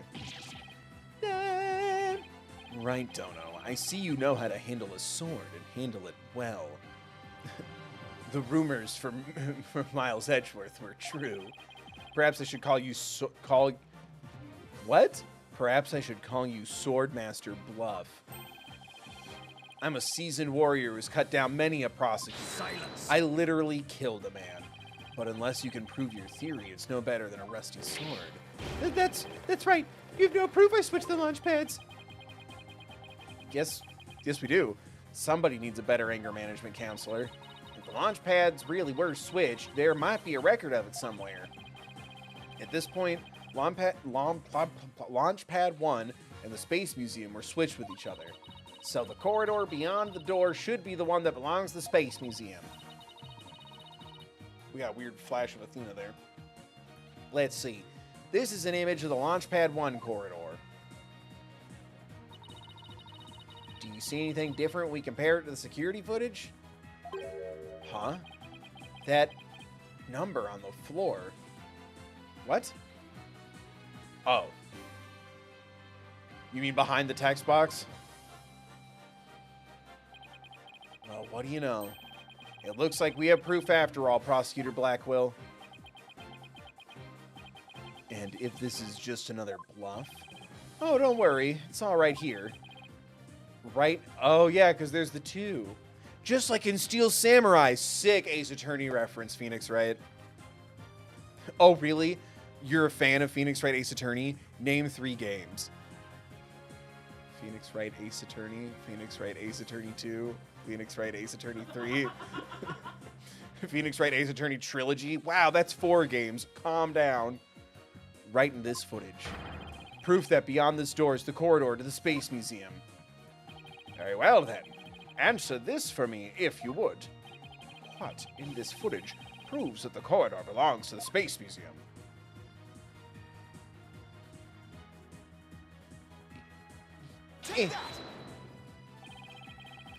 Oh my. What's happening to the editing here? There's a 1 on the floor of the Launchpad 1 corridor. Do you see it? There's a 1 on the floor of the Launchpad 1 corridor. But take a look at the floor of the corridor in the security footage.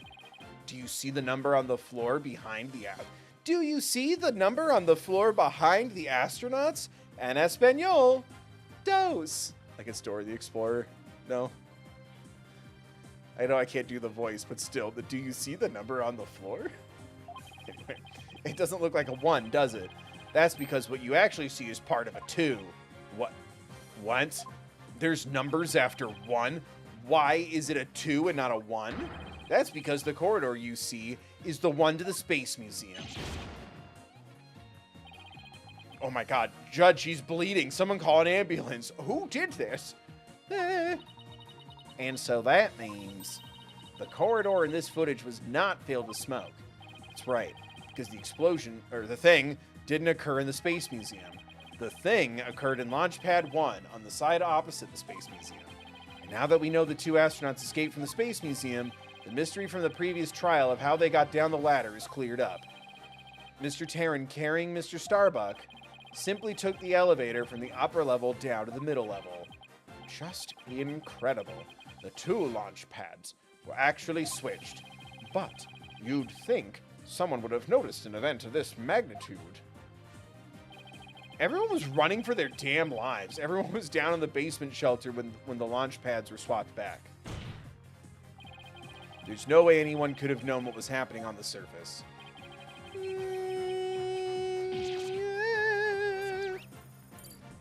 Oh, finally, no more noise. Peace.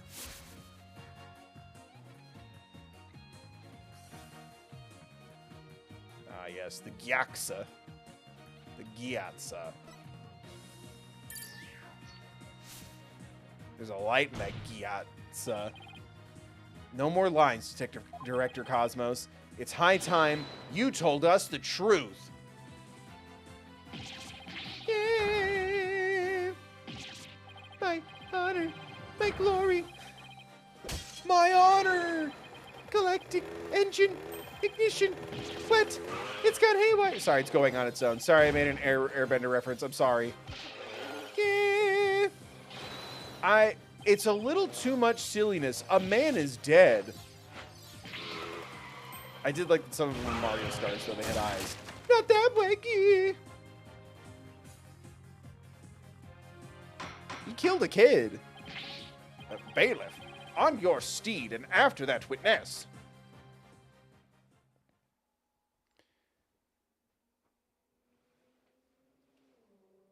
Are we implying that he did it then, or did he just not want to admit that he helped the killer? I see we managed to retrieve you before you came to any bodily harm.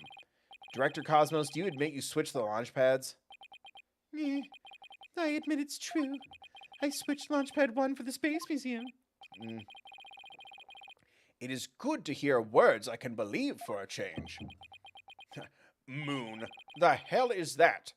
Before you do, Your Honor, two things. First, we don't know if Mr. Tarrant had prior knowledge of the switch. As for Mr. Starbuck, he was unaware of his surroundings thanks to his medication. Either way, Mr. Tarrant would have realized the instant he stepped into the Space Museum that it had been switched with Launchpad 1. So my first question is, oh, my butt. If the Space Museum was perfectly fine, why did Mr. Tarrant feel the need to put on such a dramatic display?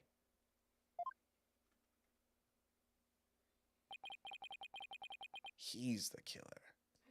Oh, I'm leaning out of frame. Hold on.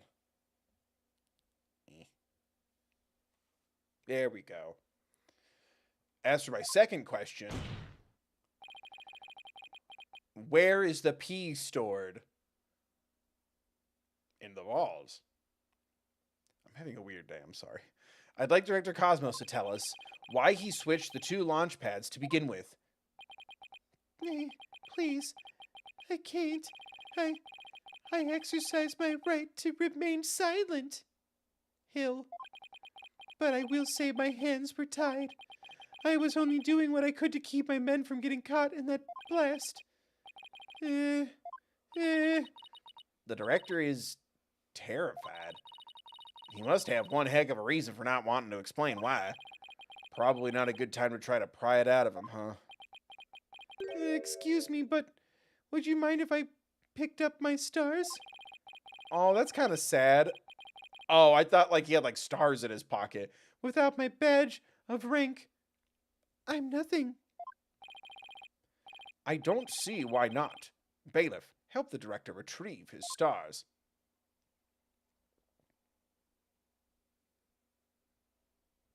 Oh, they were from his... Okay, I understand now. It appears the possibility of a culprit other than the defendant has presented itself. Mr. Starbuck, is there anything you wish to say? I don't get it. Don't get it? What don't you get? Director, why did you do all that? From the very beginning, you never meant for the launch to go ahead, did you? You tricked us. Mr. Starbuck. Starbuck, my boy, I'm sorry. I can't tell you the reason why, but I had to do it to protect the Space Center. Director, will I ever get the chance to go into space again? Also, your friend died for nothing. And what happened to the final hottie we are yet to unlock? Yes, of course. I won't rest until it happens. I will get you into space again, my boy. Then the dream is still alive. Silence. Guys, but someone died.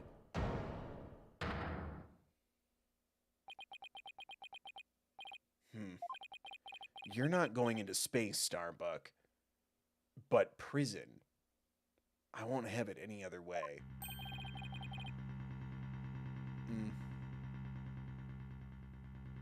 I love that bass line. Why are you so hung up on him? Yes, I accept the launch pads really were switched. And if there was a third person at the scene, I suppose they could have escaped. But I have yet to see proof of this third person's escape via the Space Museum. Oh, that's a good point. Shit. Yeah, he's right. I don't have any proof. Starbuck, you will spill everything you know. What? Me? Where did you get those things? Tell me now. If you don't, my blade shall feast on your blood. If I'm going to die, I want to die in space. I have to do something. Solomon Starbuck. Prepare yourself. Yeah, stop badgering the witness. Nah. Ha ha ha. Now you can know violence isn't the answer, Prosecutor Blackquill. Da-ding. Ugh. That annoyingly cheerful laugh. It can be none other than...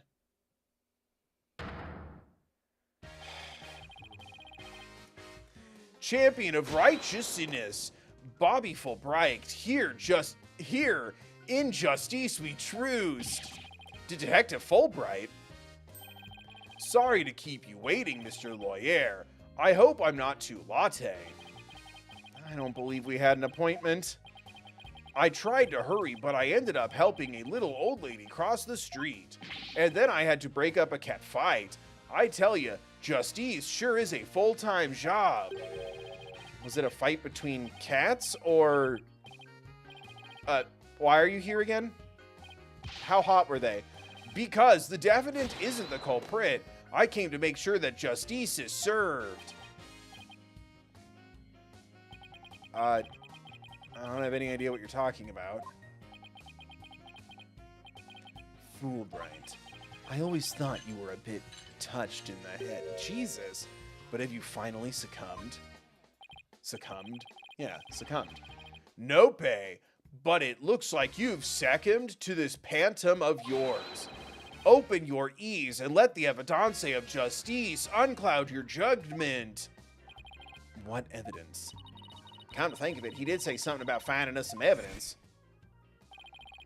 Thanks, you two. I feel better now on my chest. Good to work extra hard to find the perfect piece of evidence for you. Evidence for you. I didn't think he was serious, though. So what is it, Detective? Is it something that will prove Mr. Starbuck innocent? It is indeed. Have a look at this. Ooh. What's this? A lighter? Lighter, hardly. That's right. A lighter. Thought to have been used by the culprit, no less. The Space Museum's cleaning robot picked it up. It has the victim Clay Terran's blood along with his killer's fingerprints on it. What? God.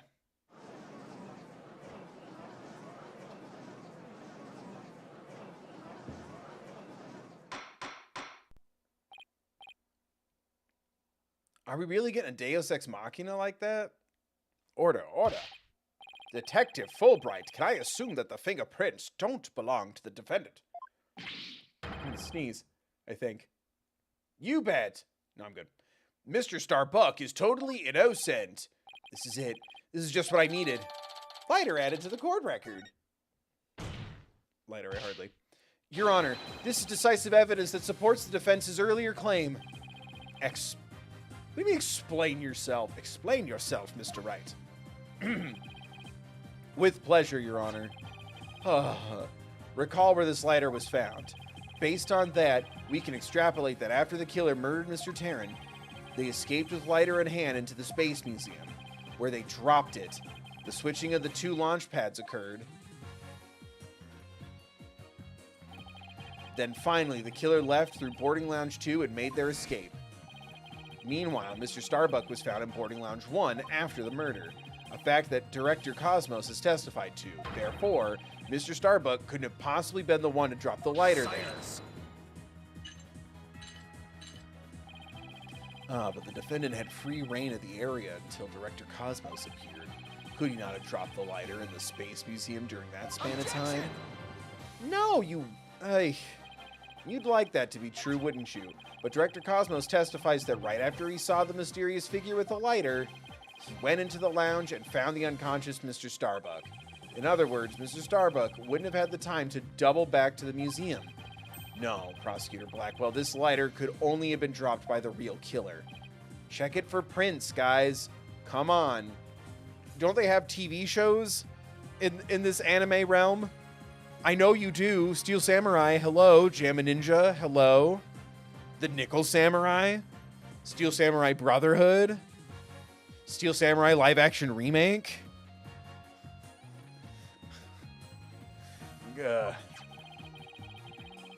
Steel Samurai Recoded. RE Steel Samurai. Most importantly, Mr. Starbuck's fingerprints were nowhere to be found on this lighter. I think you understand what this means. Don't you? This piece of evidence unequivocally proves that Mr. Starbuck wasn't the culprit. Gah. This does indeed appear to be decisive evidence that proves the defense's claims. As for the remote switch that was found in Mr. Starbuck's pocket, we can assume it was planted by the killer on the I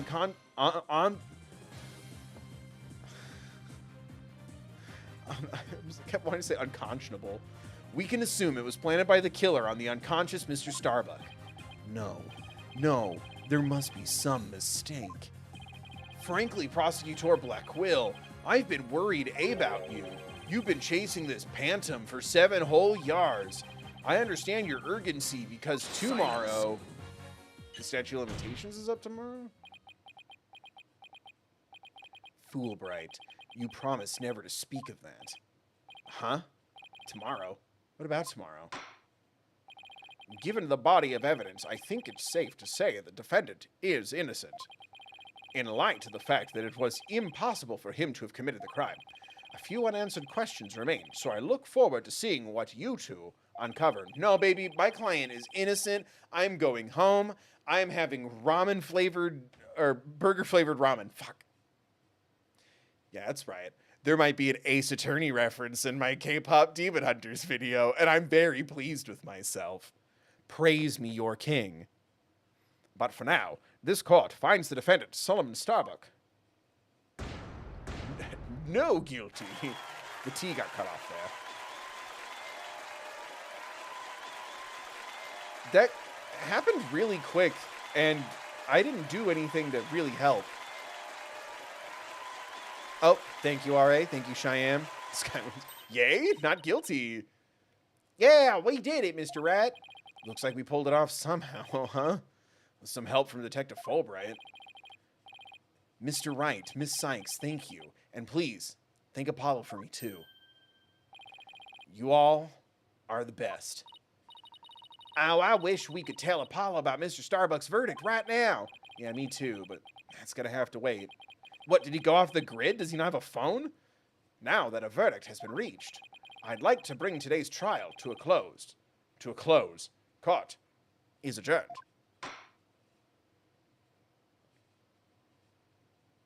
Objection! God damn it. Why? Are we gonna get DL6'd? Or SL9'd? It's too late to object, isn't it? Or isn't it? It simply isn't possible. Something's wrong. Prosecutor Blackquill, are you dissatisfied with the verdict? He will never be satisfied. He will never be satisfied. Well, he's never going to be a prosecutor now. Fulbright, what were the results of the fingerprint analysis for the lighter? Huh? The results? Ha ha ha ha ha. Ha ha ha ha ha ha. Dude, he totally did it. Right? Dude, bad. There is only one good cop, and it is Dick Gumshoe. Well, I was in a hurry, you see, and then there was that cat fight, and well... No. I kind of got carried away when I heard the prints weren't Mr. Starbucks's, so... You have yet to read it. Prosecutor Blackwell, can you read out who the prints belong to? Your mother. Upon thorough analysis, the fingerprints...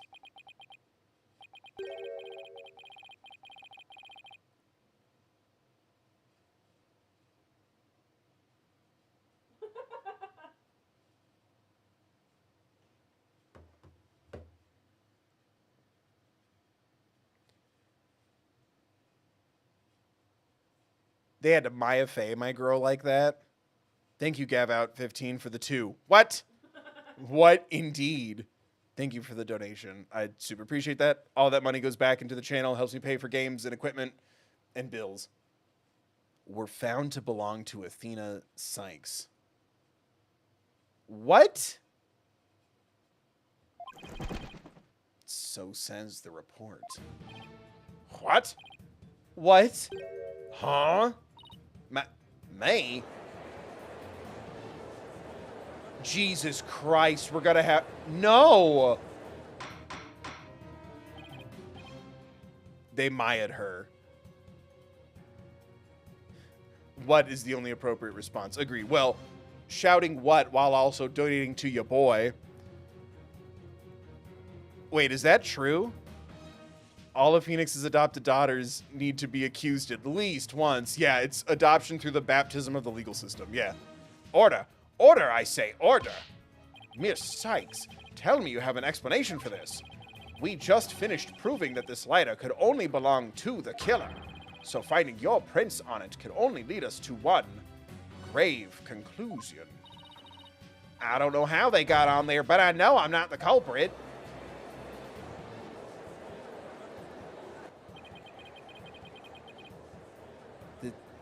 This can't be happening. Yeah, I'm gonna put my money where my mouth is. I'm going hard theory.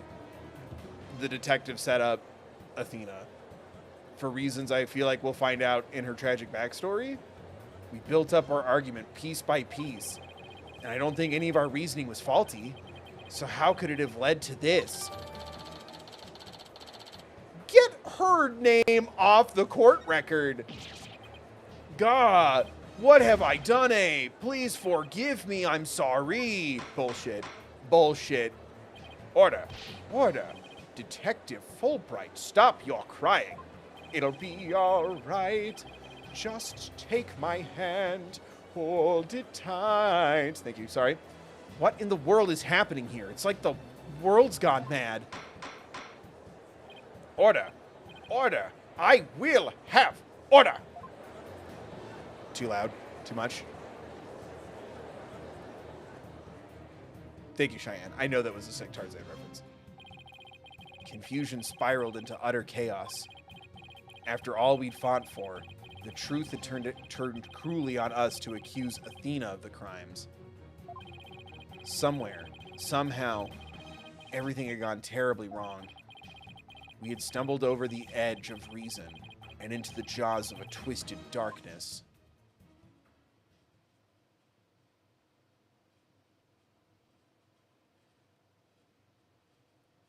Okay, that's the finale. That's the finale then? Christ, I don't want a fucking trophy right now.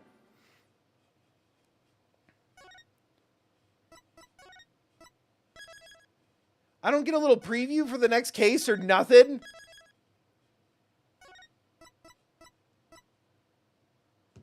God.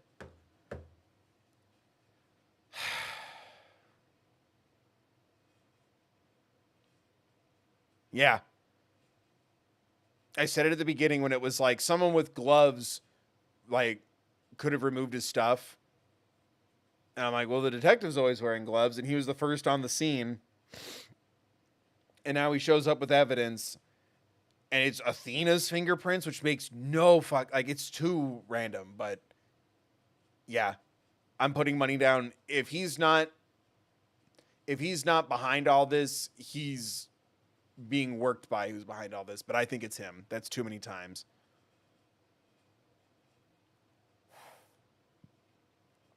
I don't get to see like a title card for the final case.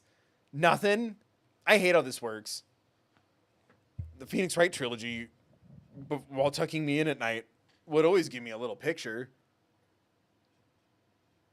Fuck. Can we just watch the anime opening real quick as a little treat, since this is only 2 hours? Getting the name doesn't mean anything. But you're right, it's turnabout for tomorrow.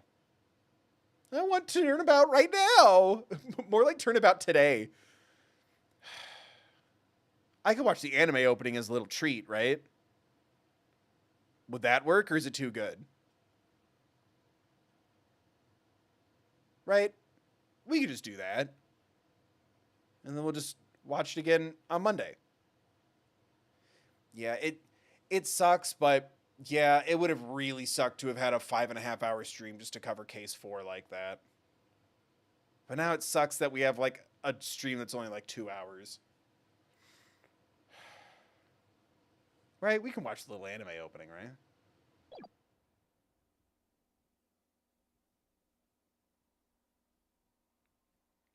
I don't know, chat. don't know. Yeah, we'll do that real quick. Why not?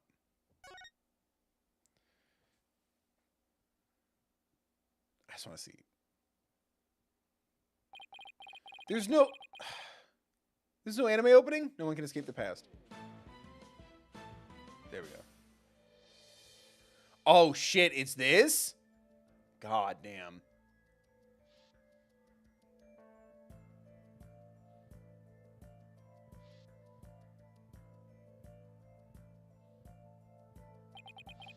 The sins we've committed and the sadness we've caused.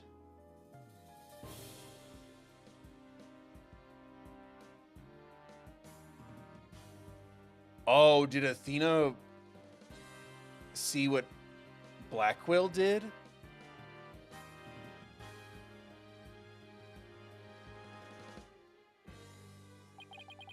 No matter how far we run, our past remains, as ever present as the moon in the sky. That's a good line.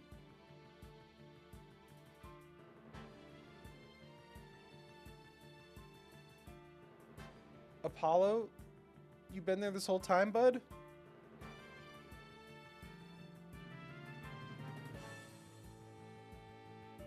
Like, guys, this is going way too hard.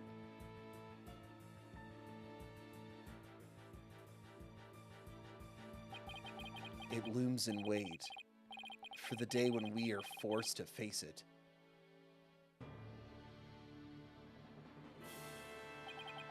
But only in doing so can we truly make peace and move on in hope towards tomorrow.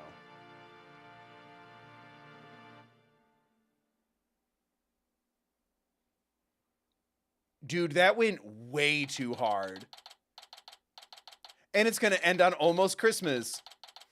It can drag at times, but the good parts are really good. I mean, isn't that all Ace Attorney games after, like, the first one?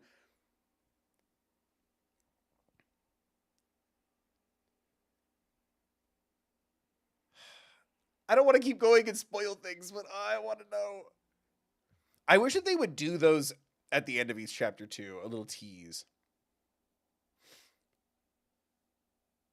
Oh, that's cool.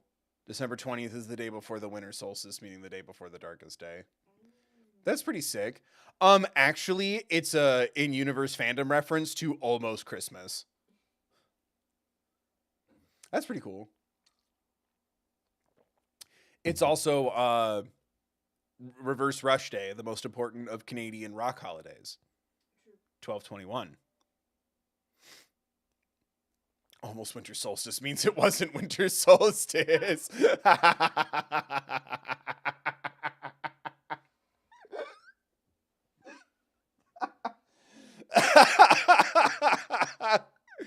Oh, that's good. Oh, God damn it.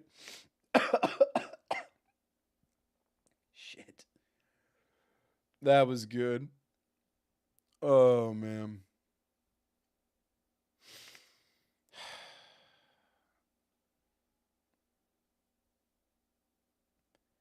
I don't get to see like the case art or anything. It's a good intro though. I love the anime cutscenes. I'm kind of bummed since I'm assuming all of the games, right? Like I'm assuming the Apollo Justice trilogy finished before we got the Phoenix Wright trilogy HD console remaster thing. I'm kind of bummed they didn't do that for the main games. Or I guess the original trilogy. Like that's no George Lucas adding walkie-talkie stuff. Like I would 100% be down for that. Just the little cutscenes, you know? Doesn't have to be randomly, sporadically in it, but like before and after, like the beginning and end of all the cases. That'd be really cool to get that fully animated. But I guess it's just the anime, right? At that point.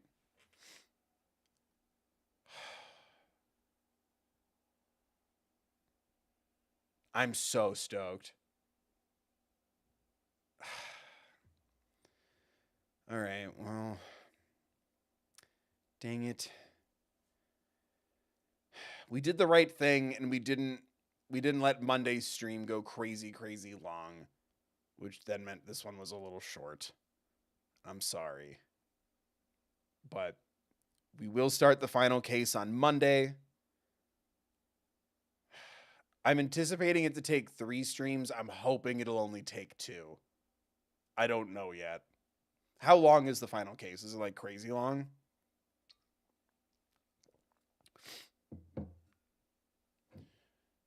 One investigation day, 1 trial day, but a game time total of 5 hours and 40 minutes.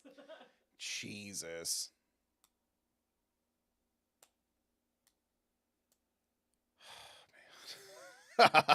Yeah.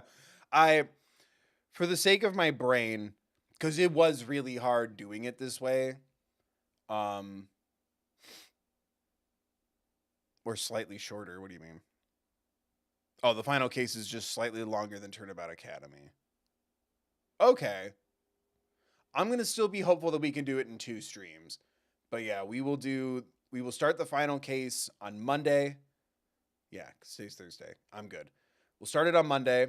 Like, share, comment, subscribe, ring the bell. Check the settings, set into all. Donate, become a member. All that good stuff. Blah, blah, blah. Donate at thethirdbill.com. And yeah, we will do the final case starting on Monday because I want a clean start. And yeah, it was fine because it was a quick investigation for case 4. And it's also getting it'll straighten itself out a bit, but like it was a little nonlinear, right? Because part of it was from technically case 1, and then we jump back after case 4. So,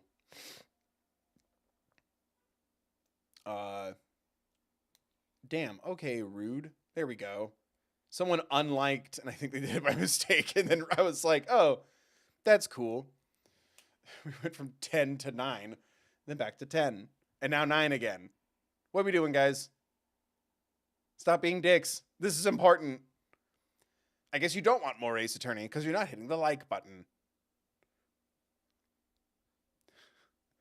Fuck what I say.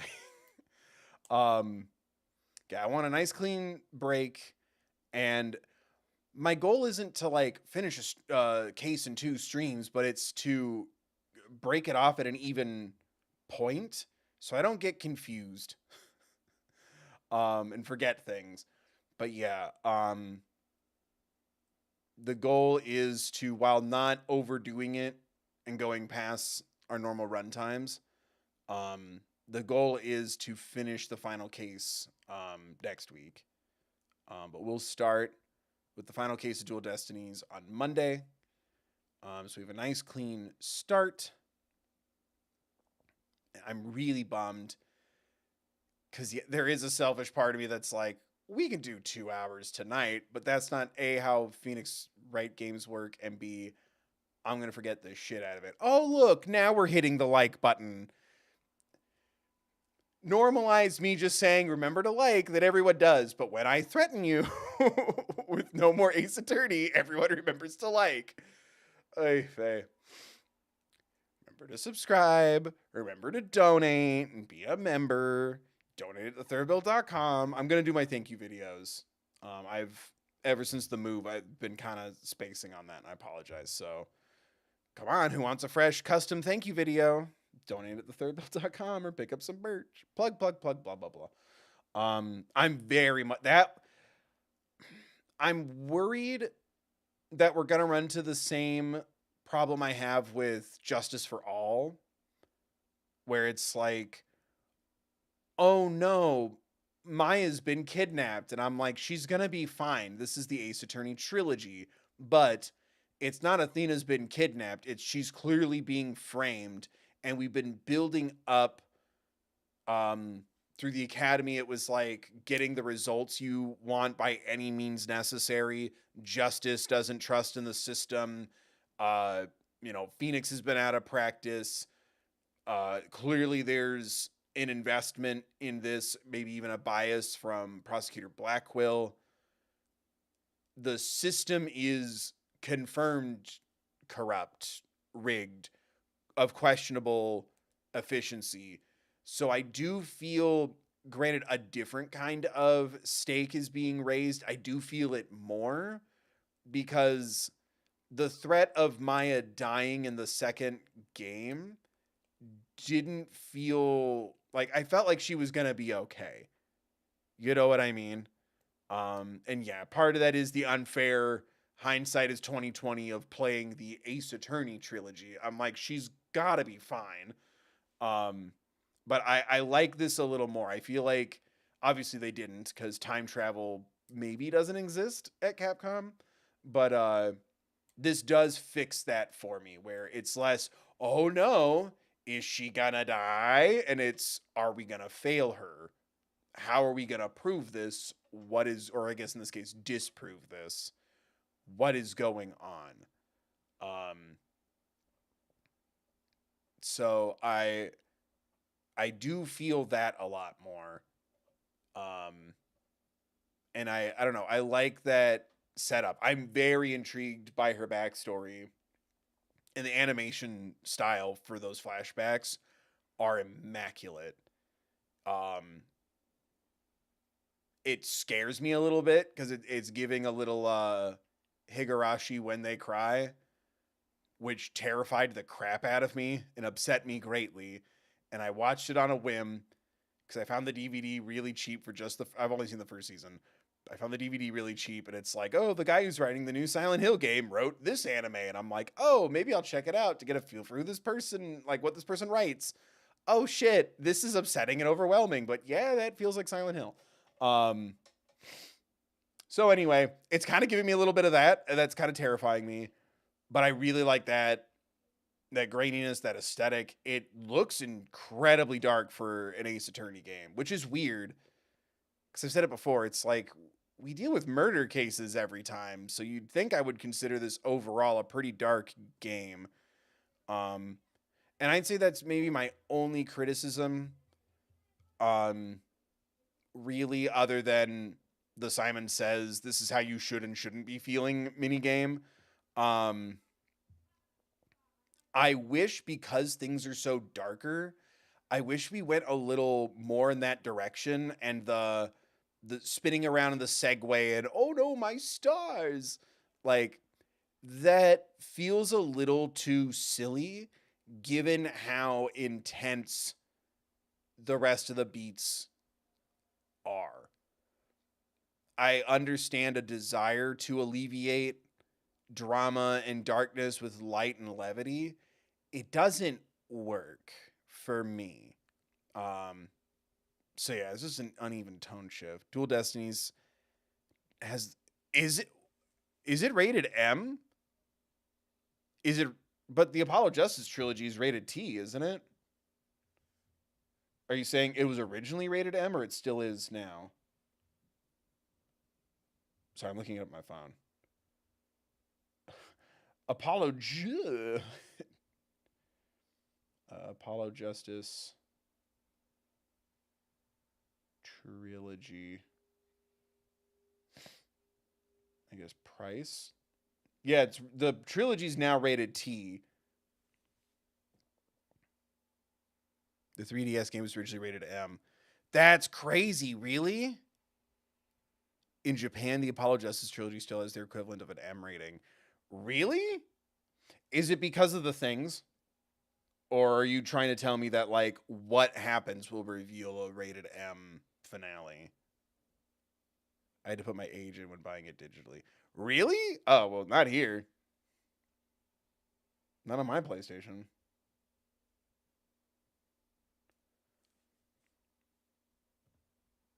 Is it because of the things? Or are you trying to tell me, like, it's going to get intense? Maybe I'm misremembering. It's been a while. We don't know, but we have two possibilities. Are you saying don't anticipate something heavy or a rated M level finale? Because it does say something.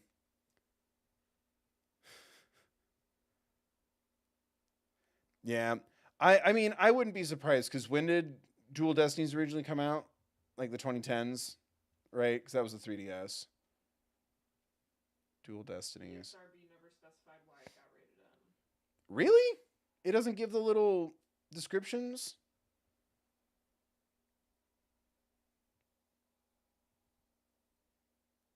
It was originally released in 2013. Yeah, I could see that.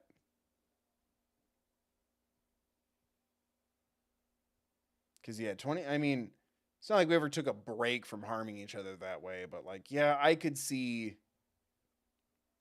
Oh. explosions still being a thing. Yeah. Boston Marathon. Yeah.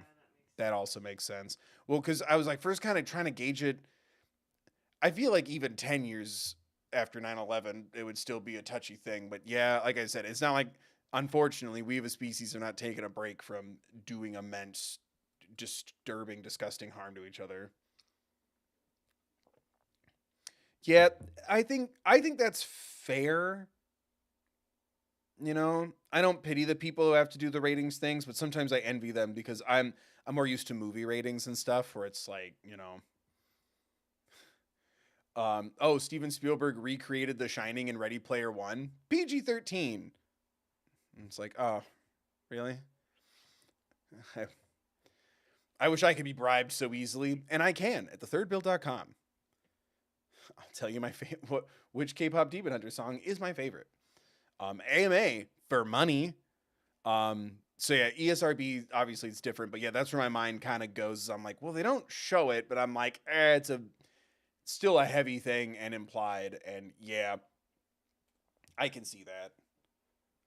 That's wild because I also like originally it was in all Nintendo, right? The Ace Attorney games, they were all just handheld Game Boy DS, 3DS, right? Nintendo doesn't usually greenlight a lot of M stuff. Like you'd be pretty hard pressed to find them.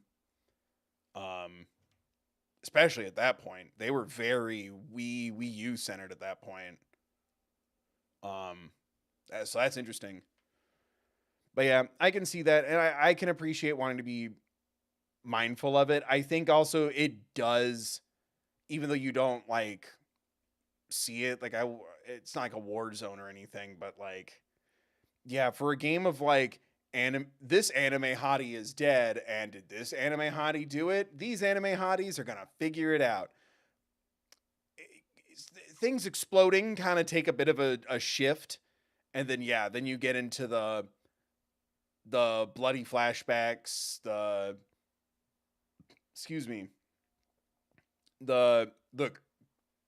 return of the thinginings.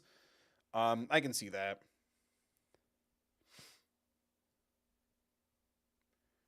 The people who made the game didn't intend for. Well, yeah, I'm sure. Like I'm sure sometimes that you just go into a game understanding it's going to get that rating, and I'm sure there's some companies who are like, well, if we make a shooty war game and it doesn't get an M rating, people are going to think it's not as good.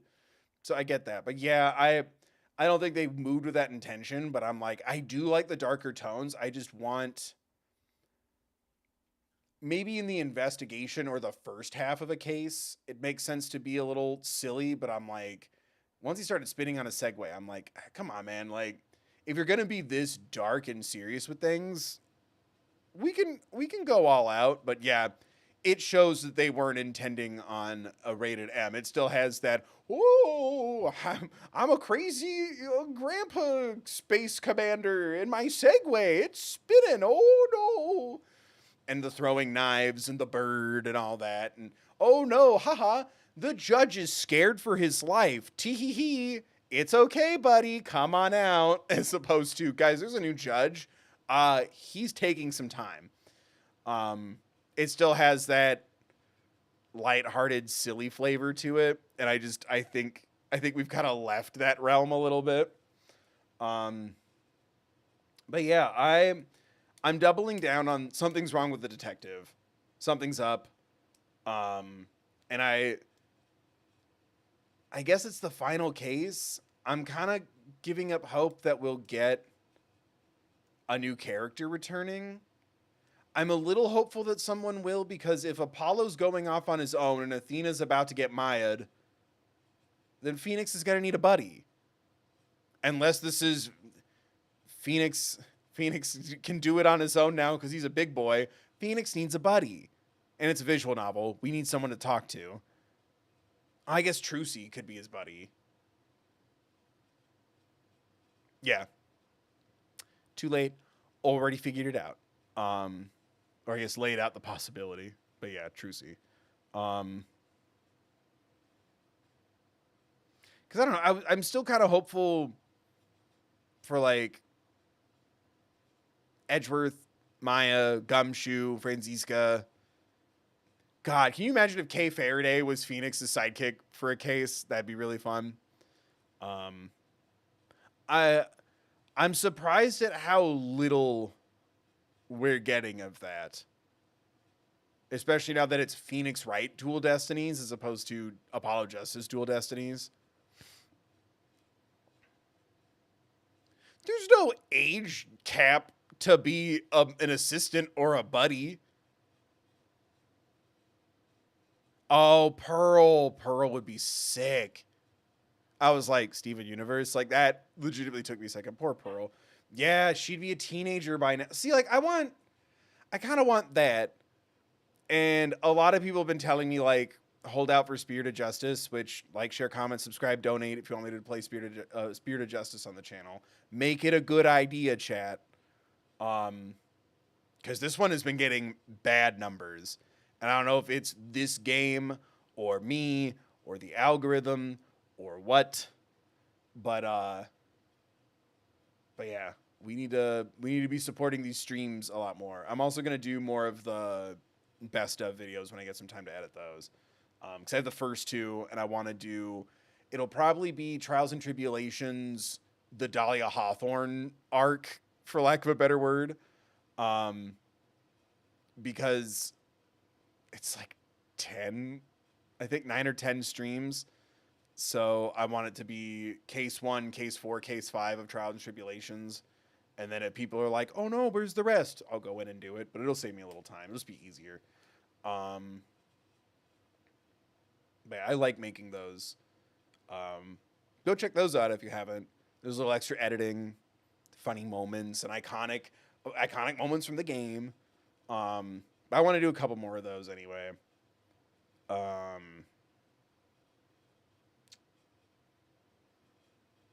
was I going to say? I've been told everything that I'm hoping for, I might be having to wait until Spirit of Justice, which, fine.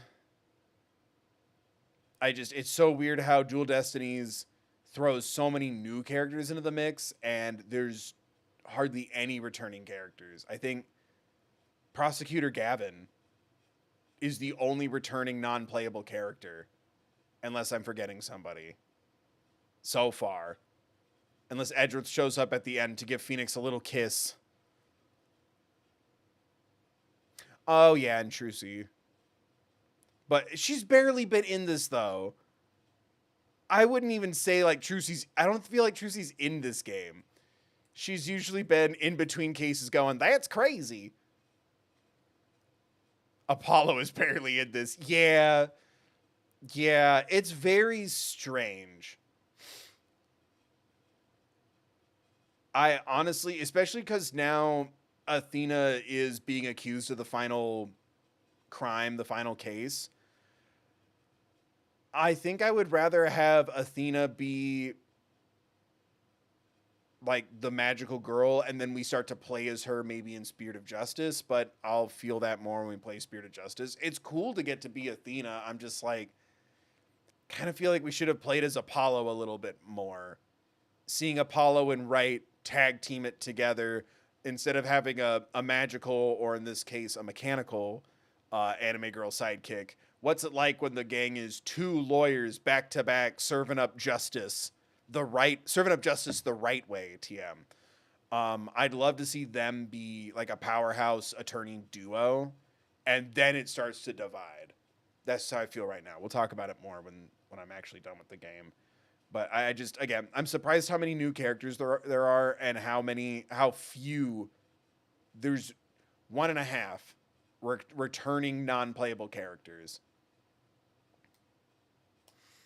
I would hope Spirit of Justice didn't. No, I'm saying Athena is your sidekick, like your Maya, essentially, in Dual Destinies. and then you get to play as Athena in Spirit of Justice.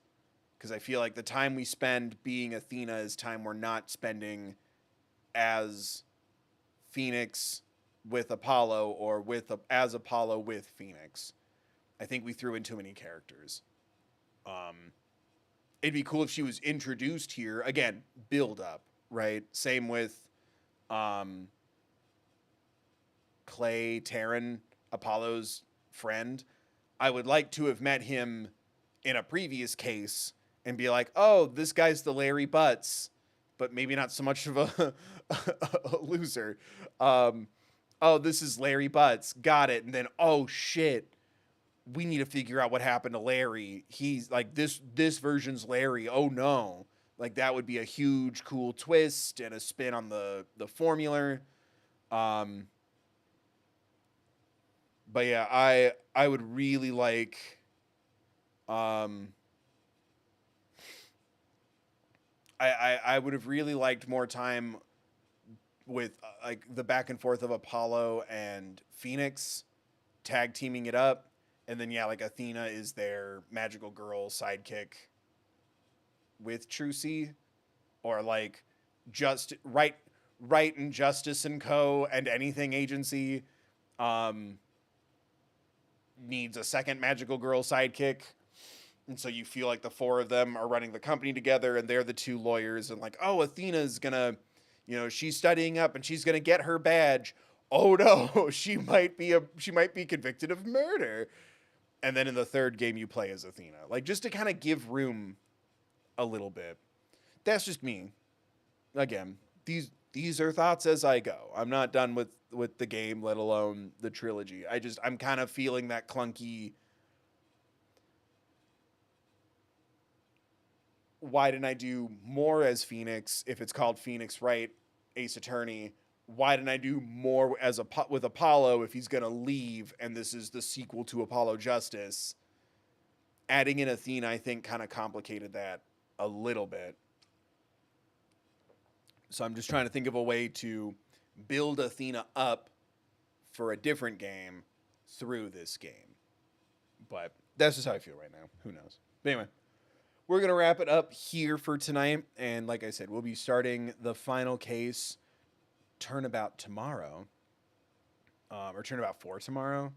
We'll be starting the final case on Monday. I'm very excited. I'm very intrigued. Because that's also, I don't know if it's ever going to go as hard for me as Kay Faraday's backstory. But when they establish a character and I get to know them for a little while, when we start to build up their backstory, it's really, really, really good. I don't think I'll ever truly emotionally recover from Kay Faraday and Swiss Rolls. That still, I think, is like some of the hardest writing in the series for me so far. But I love Edgeworth's story. I love everything Trials and Tribulations did to bring Phoenix's story more centric and Mia's story and like intertwine them a little more. I love the setup and payoff of the characters and their backstories in these games. So I'm very much excited for Athena's. It looks really dark and interesting. But yeah, have a good saved weekend, everyone. Hey, Robeson. Thanks for stopping by right as I'm leaving. Or saying hi right as I'm leaving. But yeah, have a good weekend, everyone. Like, share, comment, subscribe. Again, consider donating or becoming a member. Channel members help me pick games. That's the best way to support more gaming content.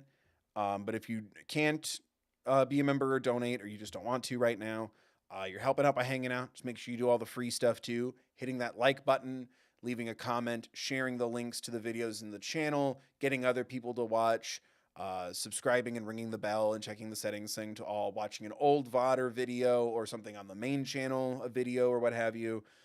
Those are all free ways to support me.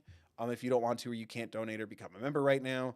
But members get access to members only streams, custom little bill emojis, polls and videos of like lists of the games that we're looking at, helping me add games to that list, pick games from the list, figure out an order when we're stuck. The members help me figure out, here's what we're still looking at. What do we do next? It's time for Apollo Justice 2. Okay, sick. So the members help me with stuff like that, as well as suggesting games and everything. And yeah, all that money just goes right back into the channel, helps me pay for games, pay off equipment, and then the rest just goes into Bill's bills. Like this internet we're using right now, or this Cat 9 Ethernet cable I had to get. Huh? Fancy, right? Be impressed. But yeah, it also helps me pay for games, and games ain't cheap anymore, but I do stick to my budget, and if we get more members, that budget gets to expand. So consider doing that if you can. If not, you're helping out by hanging out, right? Free things like we talked about, watching stuff, liking, commenting, sharing, subscribing, all that. I do want to give a big thank you to Choose You 2 and Gav Out 15. Thank you for donating tonight. Thank you again to the channel members. Boink. Again, hit the join button if you want to be a part of the little community we got going. Thank you, Haley, Twelfin, Ari, Kurt, Rebecca, Polyphonica Studio, Owie301, Robeson, Lucina, Cole, Cheney, Eggs, Ashley, Warlock, Jammer, Richie, Adam, Always R.A., Cheyenne, Altonia, Lucas, Skyworms, Happy Hank, Unwinnie 2, Pseudonymous Entity, Bells, and Jesse. I stumbled on the names and then wanted to go, haha, I'm stumbling on the names, but then it kept going. So I pushed that need to comment on my blunder down. But yeah, I hope you enjoyed the stream. Again, I'm sorry that this one's short, but I didn't want to overdo it on Monday. And I'm glad we kind of paced these out. I'm very excited to start the final case on Monday. And like I said, if it has to go to 3 streams, fine. I'm not going to be resilient to that. But if we're like hitting the end of the stream next Thursday and there's like barely an hour left, I think we'll push that extra hour as opposed to like setting aside 45 minutes to do one more stream, right? But I think this is a good cutoff. It was like 2 hours ish, and I'm like, that would have really sucked to have done like a 6.5 hour stream to conclude case 4. But I'm very excited to start the final case on Monday. Hope y'all are too. And yeah, links in the description as always. Next to my P.O. box and merch store and all that stuff. There's, as always, a link there to a card for social awareness, mental health, crisis lines, Trevor Project, things like that. Should you or someone don't need them. And yeah, click some stuff, watch some stuff. I'm working on a big old K-pop Demon Hunters video right now, which has been fun but maddening. I've watched that movie at least like 15 times now. Go check out my previous 2 videos on it if you haven't. And that'll encourage me to make the third a reality. I'm working on that and a couple of other things. And yeah, looks like next week we'll be finishing up Dual Destinies, and then we're diving into Deltarune, baby. I hope you enjoyed the stream. I hope to see you next time I upload or go live. I hope everyone's staying safe.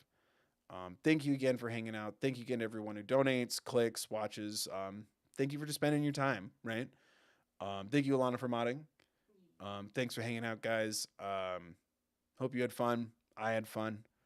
And yeah, hope to see you next time I upload or go live. Be safe. Be mindful of others. Remember to take care of yourselves, please.